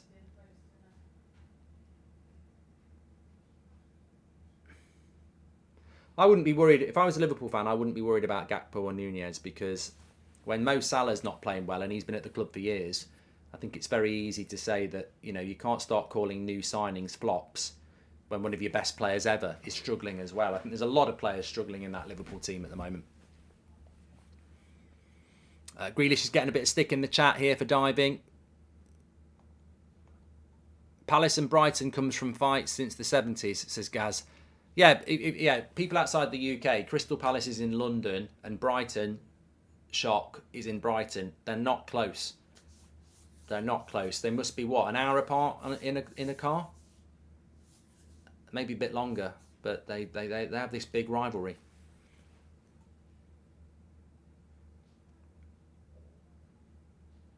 Thanks to AA Infinite. What's going to happen with Dean Henderson, says Mushy? Well, he's injured for another month anyway, so, you know, he's got to get himself fit first. But Navas played well for them today. Good win.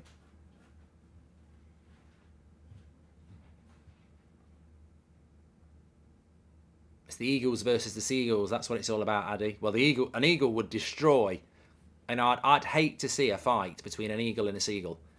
It'll be over in seconds, and it'll be a bloodbath. Be seagull feathers everywhere.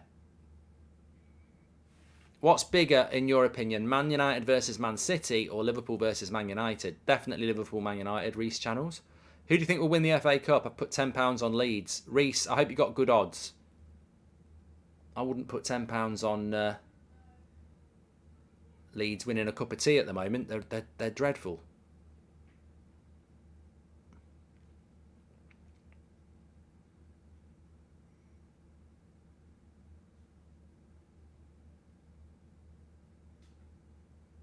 A corner to City here.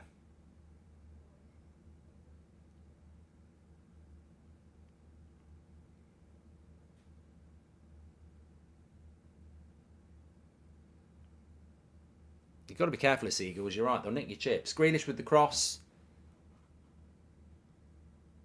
Alvarez. And that's a goal kick. He's got to start looking at making some changes surely here. Let's have a look at this Man City bench. He's got options. Of course he's got options, Mark. He's got lots of options. He's got De Bruyne on there. I mean, look at these options. He's got Diaz, Calvin Phillips. He ain't going to bring him on. Gundogan, Laporte, De Bruyne, Ortega, Gomez, Peroni, and Palmer. Well, De Bruyne and Gundogan. I suppose they haven't got that many attacking options, have they? I mean, it's got to be Gundogan and De Bruyne. No Phil Foden as well. He's ill.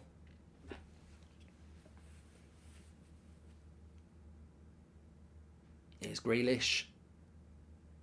Cross comes in. Let it go. Let it go.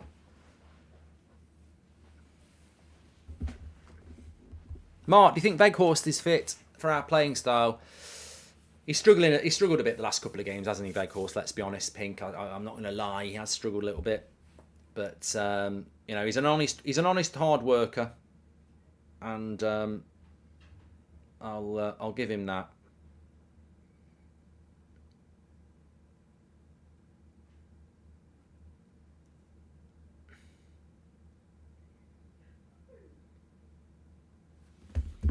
I'm not saying right is wrong. It's up for us to take the best of all the things that come our way. Dun, dun. So sailing home with AQS on a ship of hope today. And as we stand upon the shore, tell them not to fear no more. Say it loud, sing it proud, and then well, dance when they want to dance. Please, brother, take a chance. I feel like City can get something here. I feel like Spurs could get something here. If they could just conduct a good break, Man City are done. They need the second goal. That's my Goldbridge analysis. If Spurs can just get their heads in the game and construct a decent counter while it's 1-0, they'll win this game. I mean, personally, I'd like a draw. I think a draw is a great result for United, Arsenal, everybody, but the safer bet is for Man City not to score for as long as possible. Good tackle there. He's had a great game, Højbjerg, hasn't he? There we go, Harry Kane. Here we go. This could be the constructor. Kulusevski, have him on toast. Have that defender on toast. Where are you going? Good defending. Good defending by the young Man City player. Mark, can you please do your best American accent, Dan? I can't do American. I can't do it. Sonny says City are not playing like City anymore. They just cross balls in. No usual build-up play. They need De Bruyne on. I put £10 on Leeds getting relegated, says Ronnie. I think there's more chance of them getting relegated than winning the FA Cup. This Lewis has been thrown in, hasn't he, as well, for Man City. What are your thoughts on him? I've seen him play a few times. I think he's good, but I don't think he's amazing good. Oh, that was a chance on the front post. Corner came in. Ben Davies with that flicked header towards goal. Over the bar. Time for a stretch. I'll tell you what it might be time for. Oh no, I can't do it because I've got my light. I was going to do some keep-ups. I'll break the light. What's that coming over the hill? Is it the monster?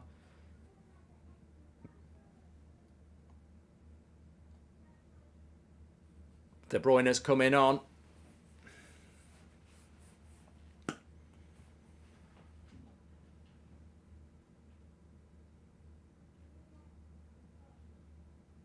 What's for supper, Mark? I had chicken. I had a roast chicken for lunch, and then I had sticky toffee pudding with ice cream for pudding. Old school. So probably just have a bowl of shreddies. You can't go mad when you've had a big dinner and a pudding at lunch. After a 0-0 Palace in 2013, Palace came to Brighton to find that someone took a crap in their locker room. It was the Brighton coach driver, says Matthew Allen. I don't know whether that's true or not.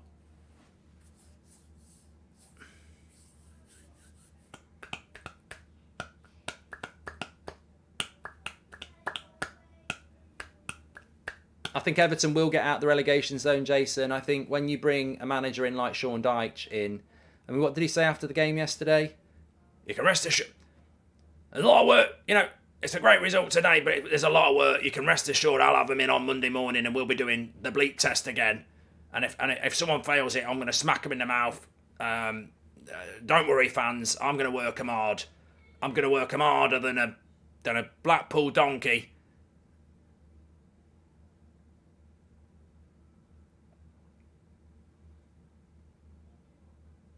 Rest assured, if anyone puts in a bad performance with my team, rest assured I'll be taking them into the toilets in the dressing room and giving them a right good kicking.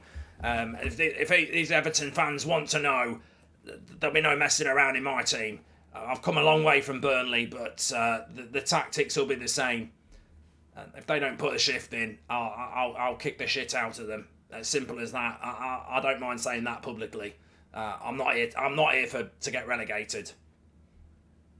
De Bruyne comes on for Mahrez. He'll keep him up. He will keep him up because he's old school, isn't he? Dyche. He's old school. And it's such a big opportunity for him to be able to, all due respect to Burnley, it's a bit like Eddie Howe, isn't it? All due respect to Bournemouth, but Newcastle for Eddie Howe, it's such a massive opportunity. They're a big club. And Everton for Sean Dyche is such a massive opportunity.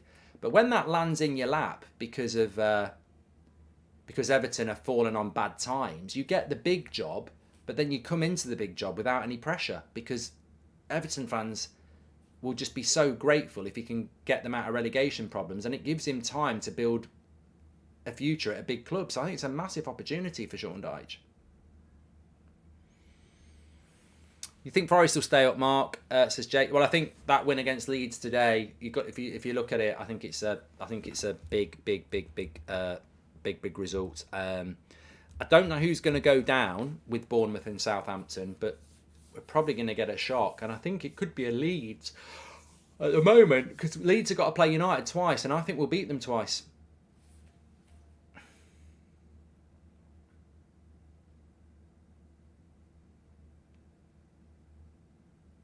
De Bruyne just took a tackle here from Bentancur, who is on a yellow card. No, it wasn't Bentancur. It was Eric Dyer. Eric Dyer. Can we have a watch along where you go to Wetherspoons, give us your table number, and the fans order your pints and food? Says the Football 454. Yeah, I'd be hammered, mate. I don't think I'd just get one pint. People would be getting me all sorts.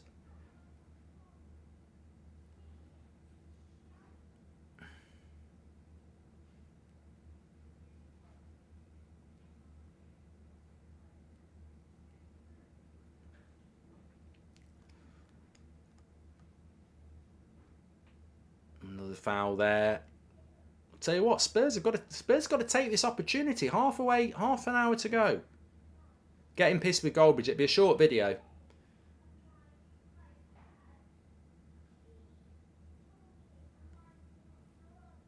Man City going to win 2-1, says Chris.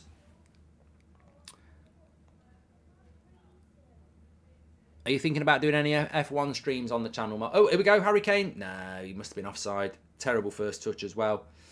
I'm looking forward to the F1. I don't think I'll be doing any content for it though. It's a long. I love F1, but it's hard to commit to really. I'm good at a lot of things, but I don't think I'm a brilliant F1. It's one sport I'm not really that great at being an observer of, really, being a commentator of. Højbjerg, nice touch into Emerson. Oh, I tell you what, they've not quite constructed that break, have they? They've got to construct these breaks better. because they're getting opportunities on the break and they're just not taking them.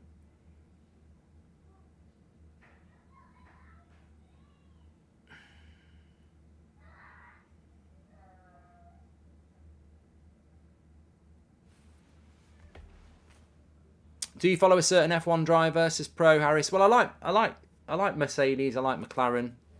I like Ocon as well, you know. I know he's a bit controversial. Aussie fan here, 10 p.m. to 4 a.m. games for the past 15 years, but do it for the love of the game, says Robinson Crusoe. Legend, hope you're doing well, mate. Chris says, I just took a dump in the Spurs trophy cabinet. I feel sorry for the cleaners as they never get to polish anything. Says Chris, oh dear. Owen, thank you. Welcome to the Members Club.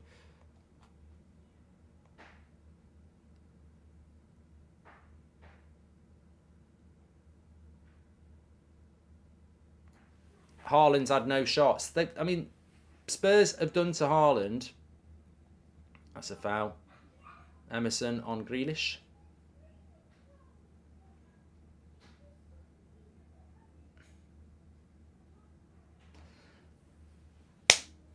Apparently Kimmich has been red carded, says MD Gaming. Thanks for the update. What do you think will win? Who do you think will win the Super Bowl? Says the HPN. I think Kansas will win it, but I want Philadelphia to win it. And Shady says, did you realise that Maguire didn't take the armband yesterday when he came on? Maybe the permanent captain is already Bruno's, says Shady.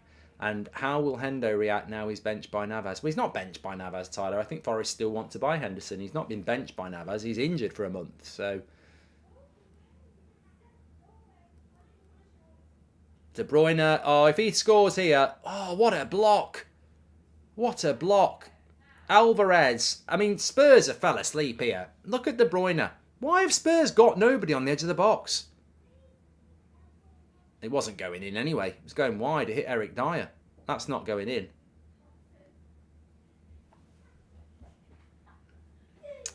Straight, thank you very much for the joining the Members Club.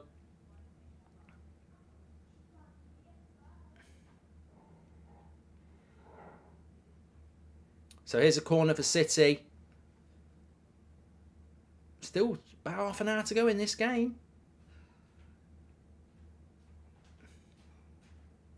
Headed away.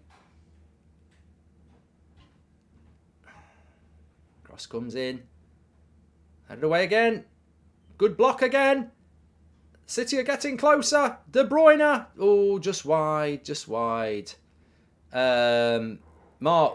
When's Alan Smith back from injury, says Will Martin. Well, City are trying to get a penalty here. Alan Smith, what are you talking about? Let's have a look. Shot comes in from Akanji. No, you can't give a handball for that. It does hit his arm, but it's not. It's a Martinez. Yeah, we had a penalty against us this season, but I tell you what, since De Bruyne has come on, Spurs need to find a break here. Here's Son. They've got runners. That's it. Go wide. Go wide. Go wide. Son, what are you doing? Go wide. Perisic. Oh, Kane nearly on the back post. They've got to... That's what Spurs have got to do. They've got to construct a good counter. And they nearly have a couple of times, but not quite. Son gives it to Perisic. The cross comes in. And it's just... not there for Kane to slide into. Just not quick enough there.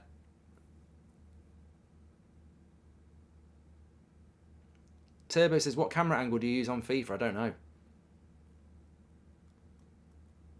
TV broadcast, probably.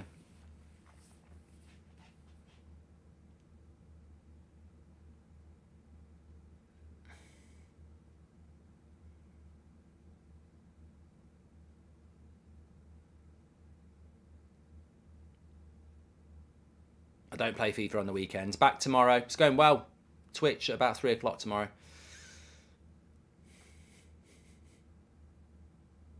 Do you think Pep enjoys his job at City, says Wood? That's a cracking question. I don't know, because I don't know Pep Guardiola, but I don't think he is as happy at City as he was at Barcelona. I think that he gives a lot of hints away. I think that he knows he's managing a club for money.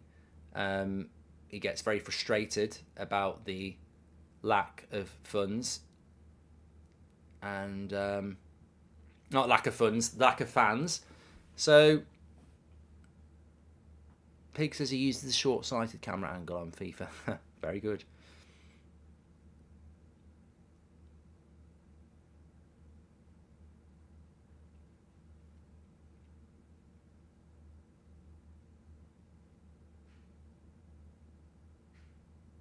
This is a lovely bit of play. Oh, Alvarez. City are going to score. I'm telling you, I'd be clock watching here if I was Spurs and Arsenal fans who obviously don't want Man City to score. Since De Bruyne has come on, they've been so much better. And that's not far away from Alvarez. That's even closer than Grealish's in the first half. He's about half a metre away from the top corner there.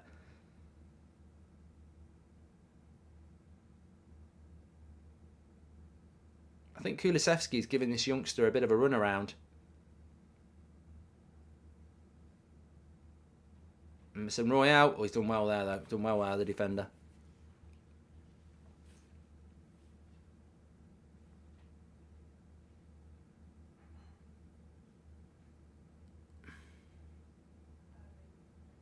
Ideal result for me, Connor, as a Man United fan, would be a draw, really. Because if Spurs win, they're 3 points behind us. And obviously, you know, Man City, we might have aspirations and possibilities to finish above them. So a draw would be good. But I'd rather if one of them's got to win, I'd rather Spurs win it. Because I think Spurs are Spurs, aren't they? And here's Harry Kane.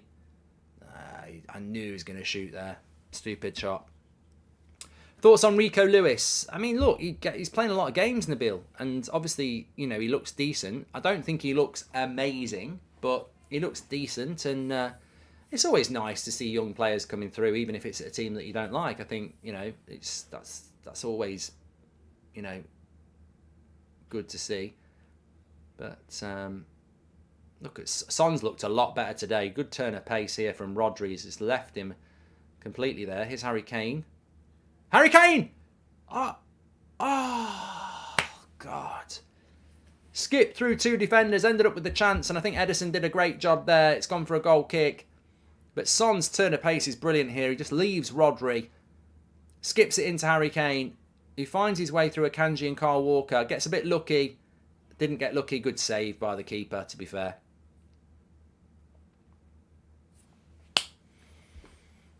If Spurs get the second, it's game over, but I can't see it finishing 1-0.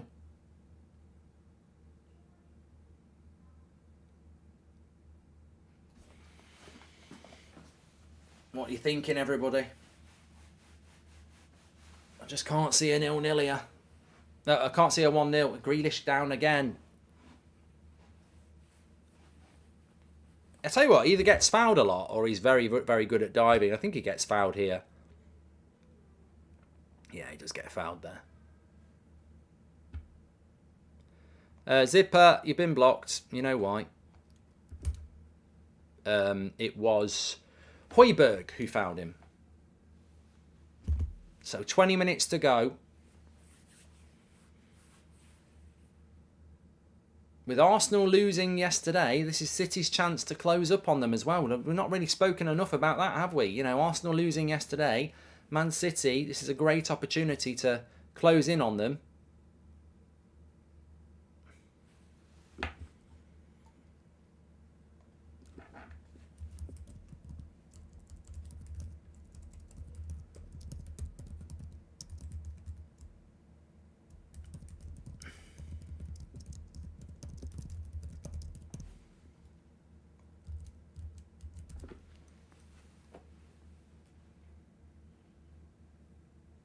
Can Alvarez become the next Aguero? I think he's been more impressive than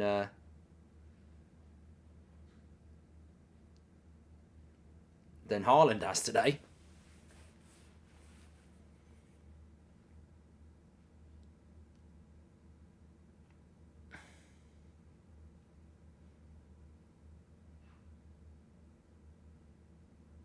Romero's just gone down here, but I think he went down because, well, no, it didn't look like a foul, to be fair.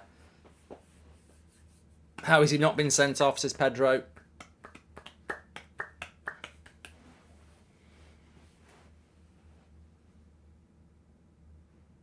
Peter G says, are you surprised Basuma hasn't played more for Spurs, and do you think United dodged the bullet? No, I think he's a good player, Basuma. I don't really understand why he doesn't play more. I mean, I know he had the off-field issues with Brighton at the end, but, you know, as a footballer, I think he's a good player. I don't really...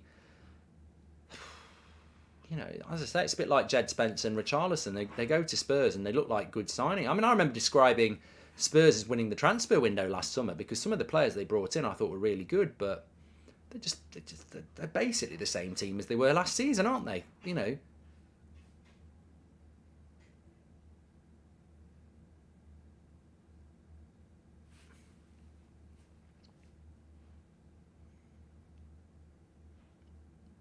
Another cross, another corner for Man City. I don't want to jinx it for Spurs, but Haaland has been dealt with the same way that Man United dealt with him, and I think a lot of clubs need to look at the way that Spurs have done it and Man United have done it, because if you keep Haaland quiet, Man City struggle.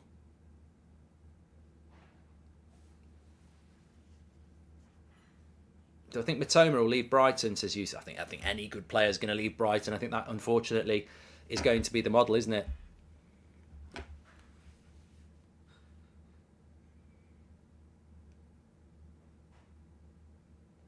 Do you think Oasis will reform? I think for a long time I wanted Oasis to reform, and I'd obviously be there if they did a concert because I loved them. But you know, but if they did reform now, they're in their 50s, aren't they? You know, it wouldn't be the same. Then again, the Rolling Stones are still together in their 80s, aren't they?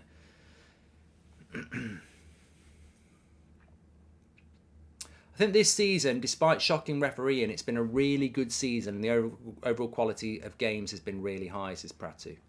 It's been a fantastic Premier League season. I mean, you know, lovely ball into Son. Take a touch. You can keep it.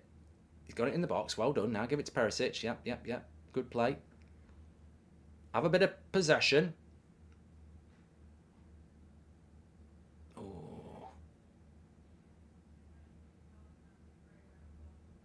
Kane. Get it to Kane. Oh, no. Good defending by City there.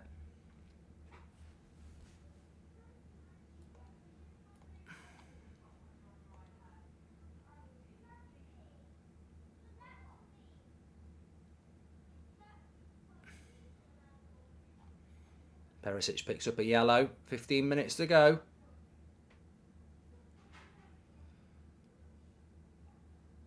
I think a draw is the best result for us.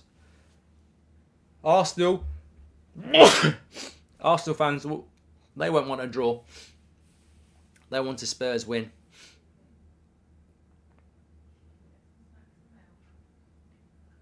Again, they're looking for a handball there.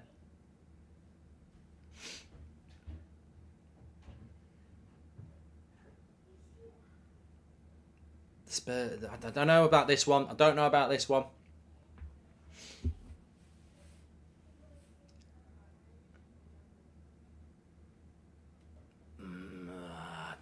That's not a penalty for me. Who do you think would fit the striker role perfectly for Man United, says Nate?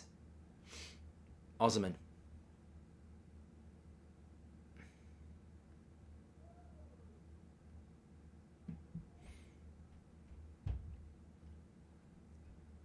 Yash says never a penalty. Yeah, they're not going to review it anyway, which is good. Corner to Manchester City. Corner to Manchester City here.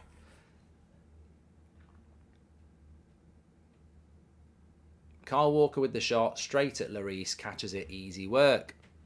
Zah says, please score, Haaland. Son, he's up on his own. They've got a 3v3 here. Now, you've got to work it. You've got to make it work. He's shooting from distance. Harry Kane. Cross is good. Højbjerg takes a touch. Bang! Wide. See what I said? You've got to get that second goal, Spurs.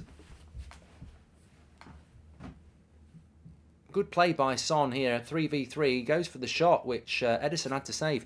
I want Spurs to win because I still think United will beat them anyway. Manchester United, thank you very much.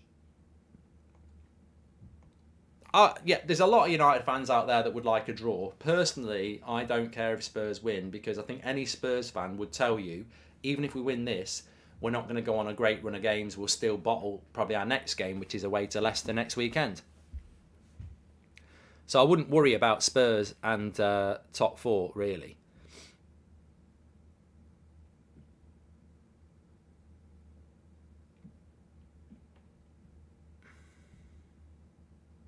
But a draw would be great. It's Bernardo Silva. The thing is, this game impacts so many teams, doesn't it? The top four race, the title race, and then for Spurs and Man City. You know, we're all talking about, you know, how it would help United, how it helps Arsenal, how it helps Brighton, how it helps Newcastle. But actually, for Man City and Spurs fans, ultimately it's about them, isn't it? Still 10 minutes to go. Thanks everyone who's tuned in, by the way. Make sure you subscribe. Bottom right-hand corner. Lovely ball into Grealish in the box. Great tackle by Emerson there. Recovery tackle. You know what? I don't think he's that good normally, but he's made a great recovery tackle there. And if he gets it wrong, it's a penalty.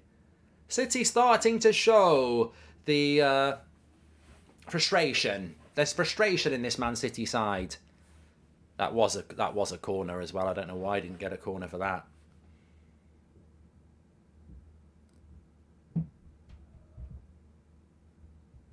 Well, actually, it's more of a penalty. Never guessed Man City versus Spurs would be so good, says Ice. Perisic is coming off for Sessegnon.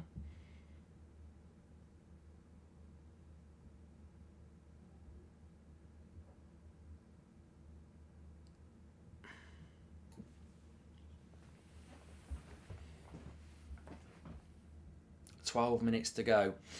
I'm just looking at that clock now and I'm wishing it goes down because the less time there is if Man City do score to go and get the winner, the better.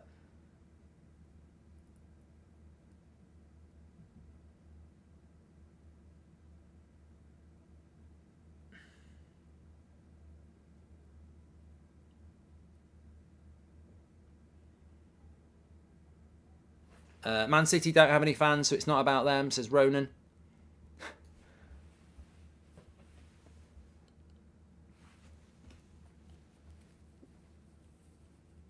Aki's just gone and got injured here with 10 minutes to go. Been a lot of stop-starts. I don't think it'll mean there'll be loads of times added on, but we're only 200 subscribers away from 894,000, so please click the bottom right-hand corner and subscribe, get involved. Daily content on That's Football. Everybody's welcome. Doesn't matter who you support. We talk about all clubs on here. I'm on the United Stand at 7 o'clock tonight as well. Got a full-packed show on the United Stand at 7 o'clock. We're going to be talking about De Gea's contract, Casemiro replacements, Varane on why footballers are playing too much football. Also, Man United's first bid and who it's going to go in from to buy the club this week. Martial Kane swap in the summer, says David. I don't think Spurs are stupid. Martial's on more money than Harry Kane as well. Where would Spurs find the money? And why would you pay 200 grand a week for somebody who can't stay fit? I mean, yeah, I think everyone would do that deal, but...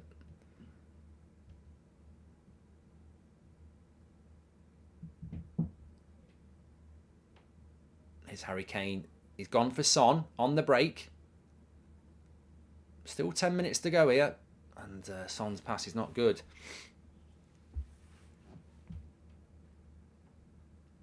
Here's Højbjerg. Emerson Royale. Oh. He's won it back though. He's had a good... Tell you what, to be fair to Emerson Royale, he's had a good game today. I'm not, you know, I normally cannot understand why he plays so many games for Spurs, but he's actually played well today. What do you think of the Pedro Porro deal? Says Fruit. Well, he's not. I mean, he's on the bench again, isn't he? I mean, hopefully that he's on the bench because of, fitness issues. But if they bought another player that they're not going to pick.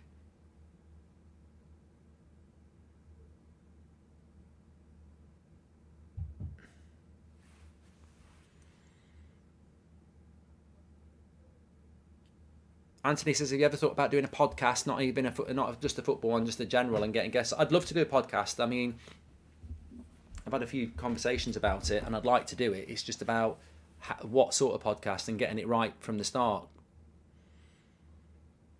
Here's Man City. Alvarez into De Bruyne, but it's a good tackle by Bentancur. And now it's Harry Kane. And he's fought off the tackle, and he goes for Sessegnon. I thought Kyle Walker would get there. The time is running out for City here. Sessegnon.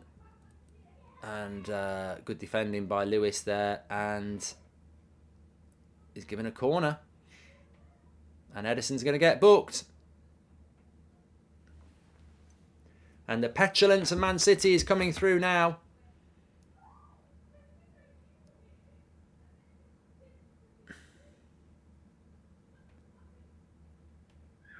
Well, he was actually fouled. It's not a handball. I don't think it'll be a handball. But it's a corner.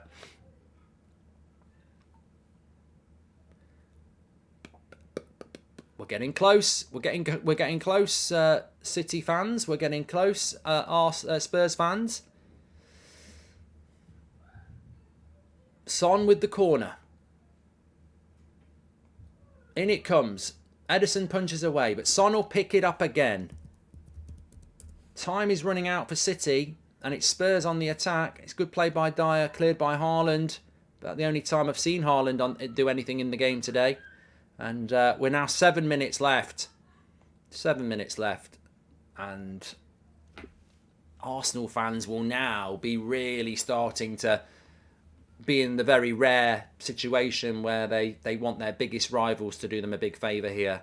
Bissouma's going to come on for Son. They're going defensive.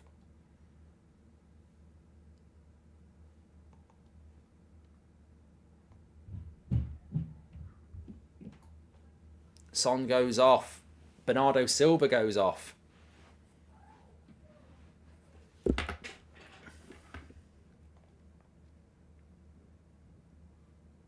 Gundogan comes on.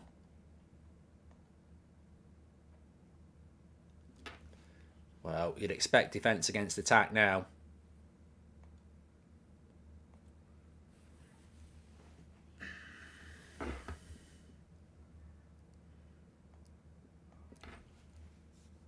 Can Man City find a way into this? I really didn't think when Spurs scored so early in this game that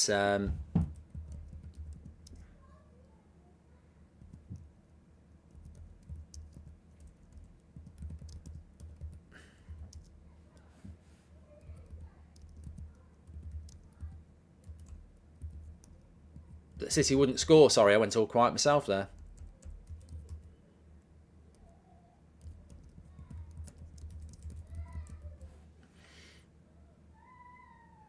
Sorry for the background noise. I think Seb's having a party. Sunday night. He gets so excited about school, the geek.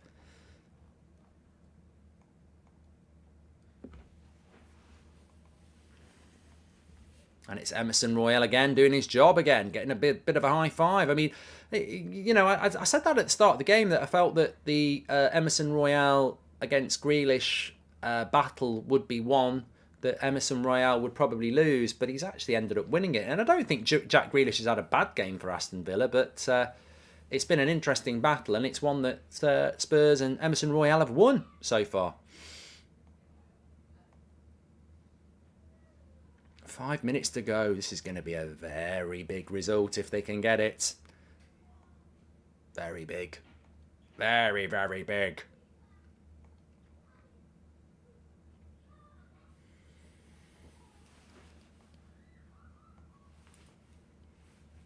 Arsenal fans will be... I mean, look, let's have a look at the league table. Can I get the league table up on screen? I'm sure I can, and I will. Let's have a look at this league table. Where is it? Let me see it. There it is. Look at that league table. Arsenal 50 points. Man City would be on 45 points, so it'd still be a 5-point gap. There's a red card. There we go. Romero, off he goes. Romero's got a red.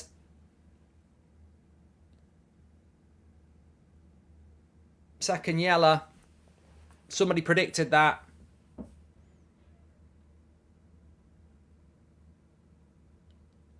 I didn't see it. I was looking at something else. He's got a poor temper. Let's have a look. World Cup winner. Grealish. What a surprise. That's a dive by Grealish, that is. He knows what he's doing. I would do that. He's just put his foot there so he can go down on it. The Grealish is the master at that. It's not a dive. Sorry, I don't want to say it like that. He's just the master at that, Grealish. He's so good at putting his foot somewhere where he can take a foul. That's why he gets so many fouls. At Aston Villa, I think he was the most fouled player in the league that last season he was at there. He's so good at it. It's an art and he's brilliant at it. He purposely puts his feet in places that when he goes past the player, he makes contact with them. He's brilliant at it.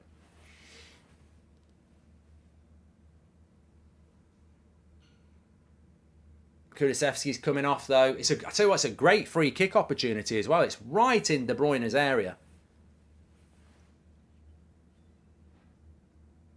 Davinson Sanchez is going to come on. Yeah, most fouled player 2 years in a row is ferocious. Yeah, that's what I mean. It's like, he's not a diver. It's simulation at best. He basically knows how to win a foul. He puts his leg in a certain position when he goes past somebody that he makes sure that there's contact. You're almost kicking their leg at times to make sure. Is De Bruyne. It's a very good place for De Bruyne, this. We've seen him do it time and time again. Dead ball specialist. That top corner for Lloris. You better get leaping towards it, mates, because if he gets this right, this could be heartbreak for Spurs. Down to 10 men as well. There's still going to be a good 5 minutes left. De Bruyne eyes it up. He steps up. It's straight into the wall. Never looked good. And they've had to stop play because it's hit someone in the face. Højbjerg. Well, that's step one done for Spurs.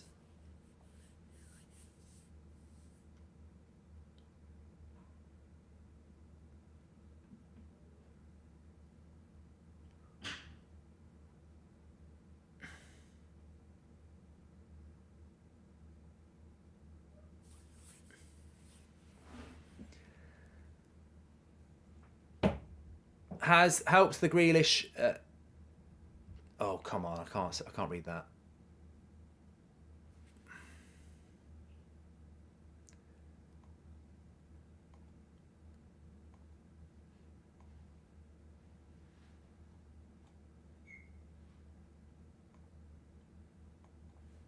Højbjerg's just down injured here.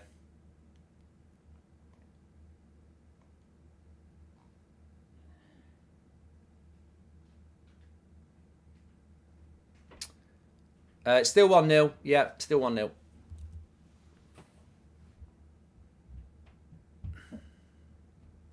Spurs playing the game here.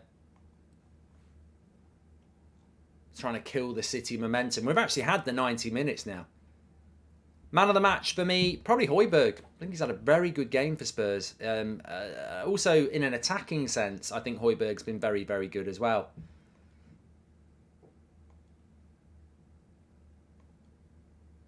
Lloris comes and collects it.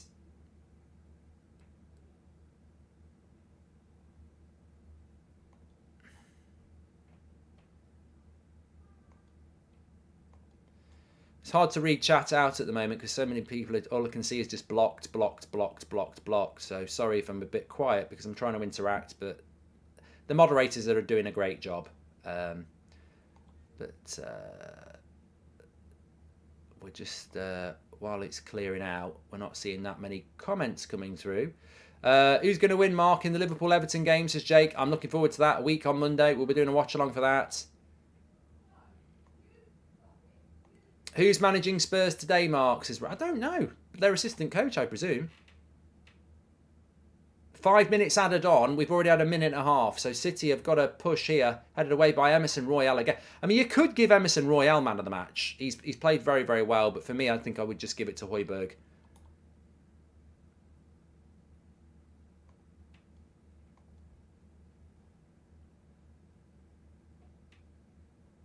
Bamboo says your hair's looking great. Thank you very much. Today's ref is yesterday's VAR. Don't tell me that.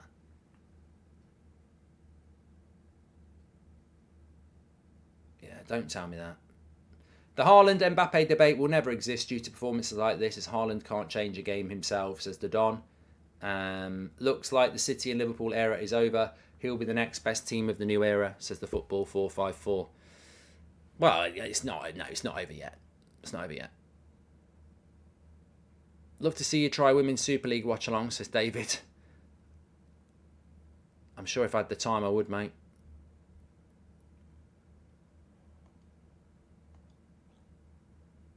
I can't believe how stupid people are in the chat. I mean, the moderators are brilliant. I know why people are getting blocked, so why bother typing it? Because you're just going to get blocked. I just don't see the point. But up to you, I suppose. Is the title on for Man United? Well, we've made 3 points. That's a great cross. Lloris does brilliantly. Brilliant punch into the air. And look at Rodri. Look, he's even had a look. You've just been seen on camera, you cheating shit. Did you see that? You've just been caught in 4K. He just got caught in 4K. He's holding his face. He had a look like that and went like that. Peekaboo. Peekaboo. You absolute con job. He's absolutely gone and... He's a con man. He's an absolute con man, Rodri. There is a collision, but he ain't hurt. He looks to see where the ball goes, and then he goes like that. What an actor. Wouldn't give him a job on Hollyoaks. Look at him. What a prat. He's looking for a penalty.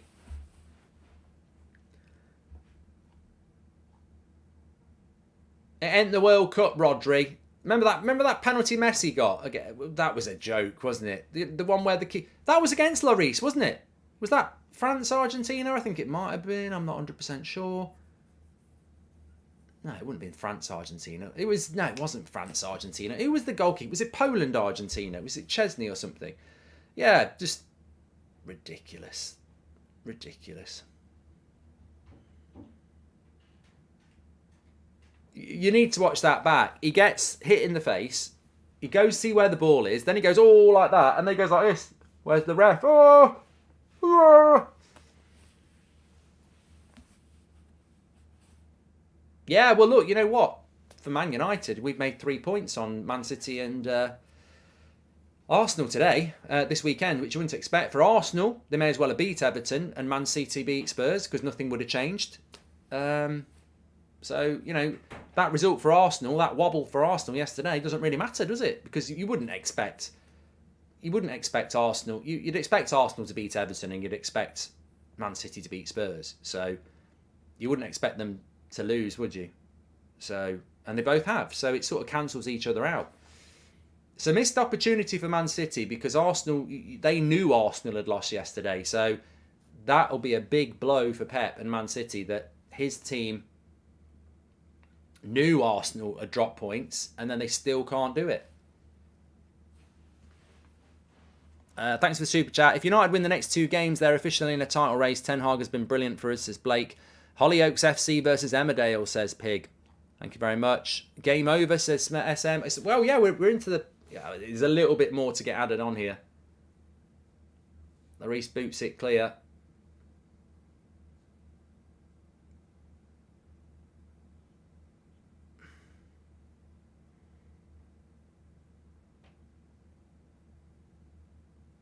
Ref's not going to blow. But Spurs are on the attack. That'll be a foul. That'll be a yellow card for Kyle Walker as well. Petulant City. They've lost their cool. Blow the whistle, says DJ. It's a great result for Arsenal. It's like a win for Arsenal, this. It's definitely a win for Spurs. It's a good result for United. And, well, I tell you what, it's not a good... There's an element of it that's not a good result for Man United and Newcastle because, as I say, if you look at that league table, Spurs are only 3 points behind Manchester United and Newcastle. I think Newcastle will be getting a little bit nervy. No, they're only a point behind Newcastle actually now, with the same amount of games played.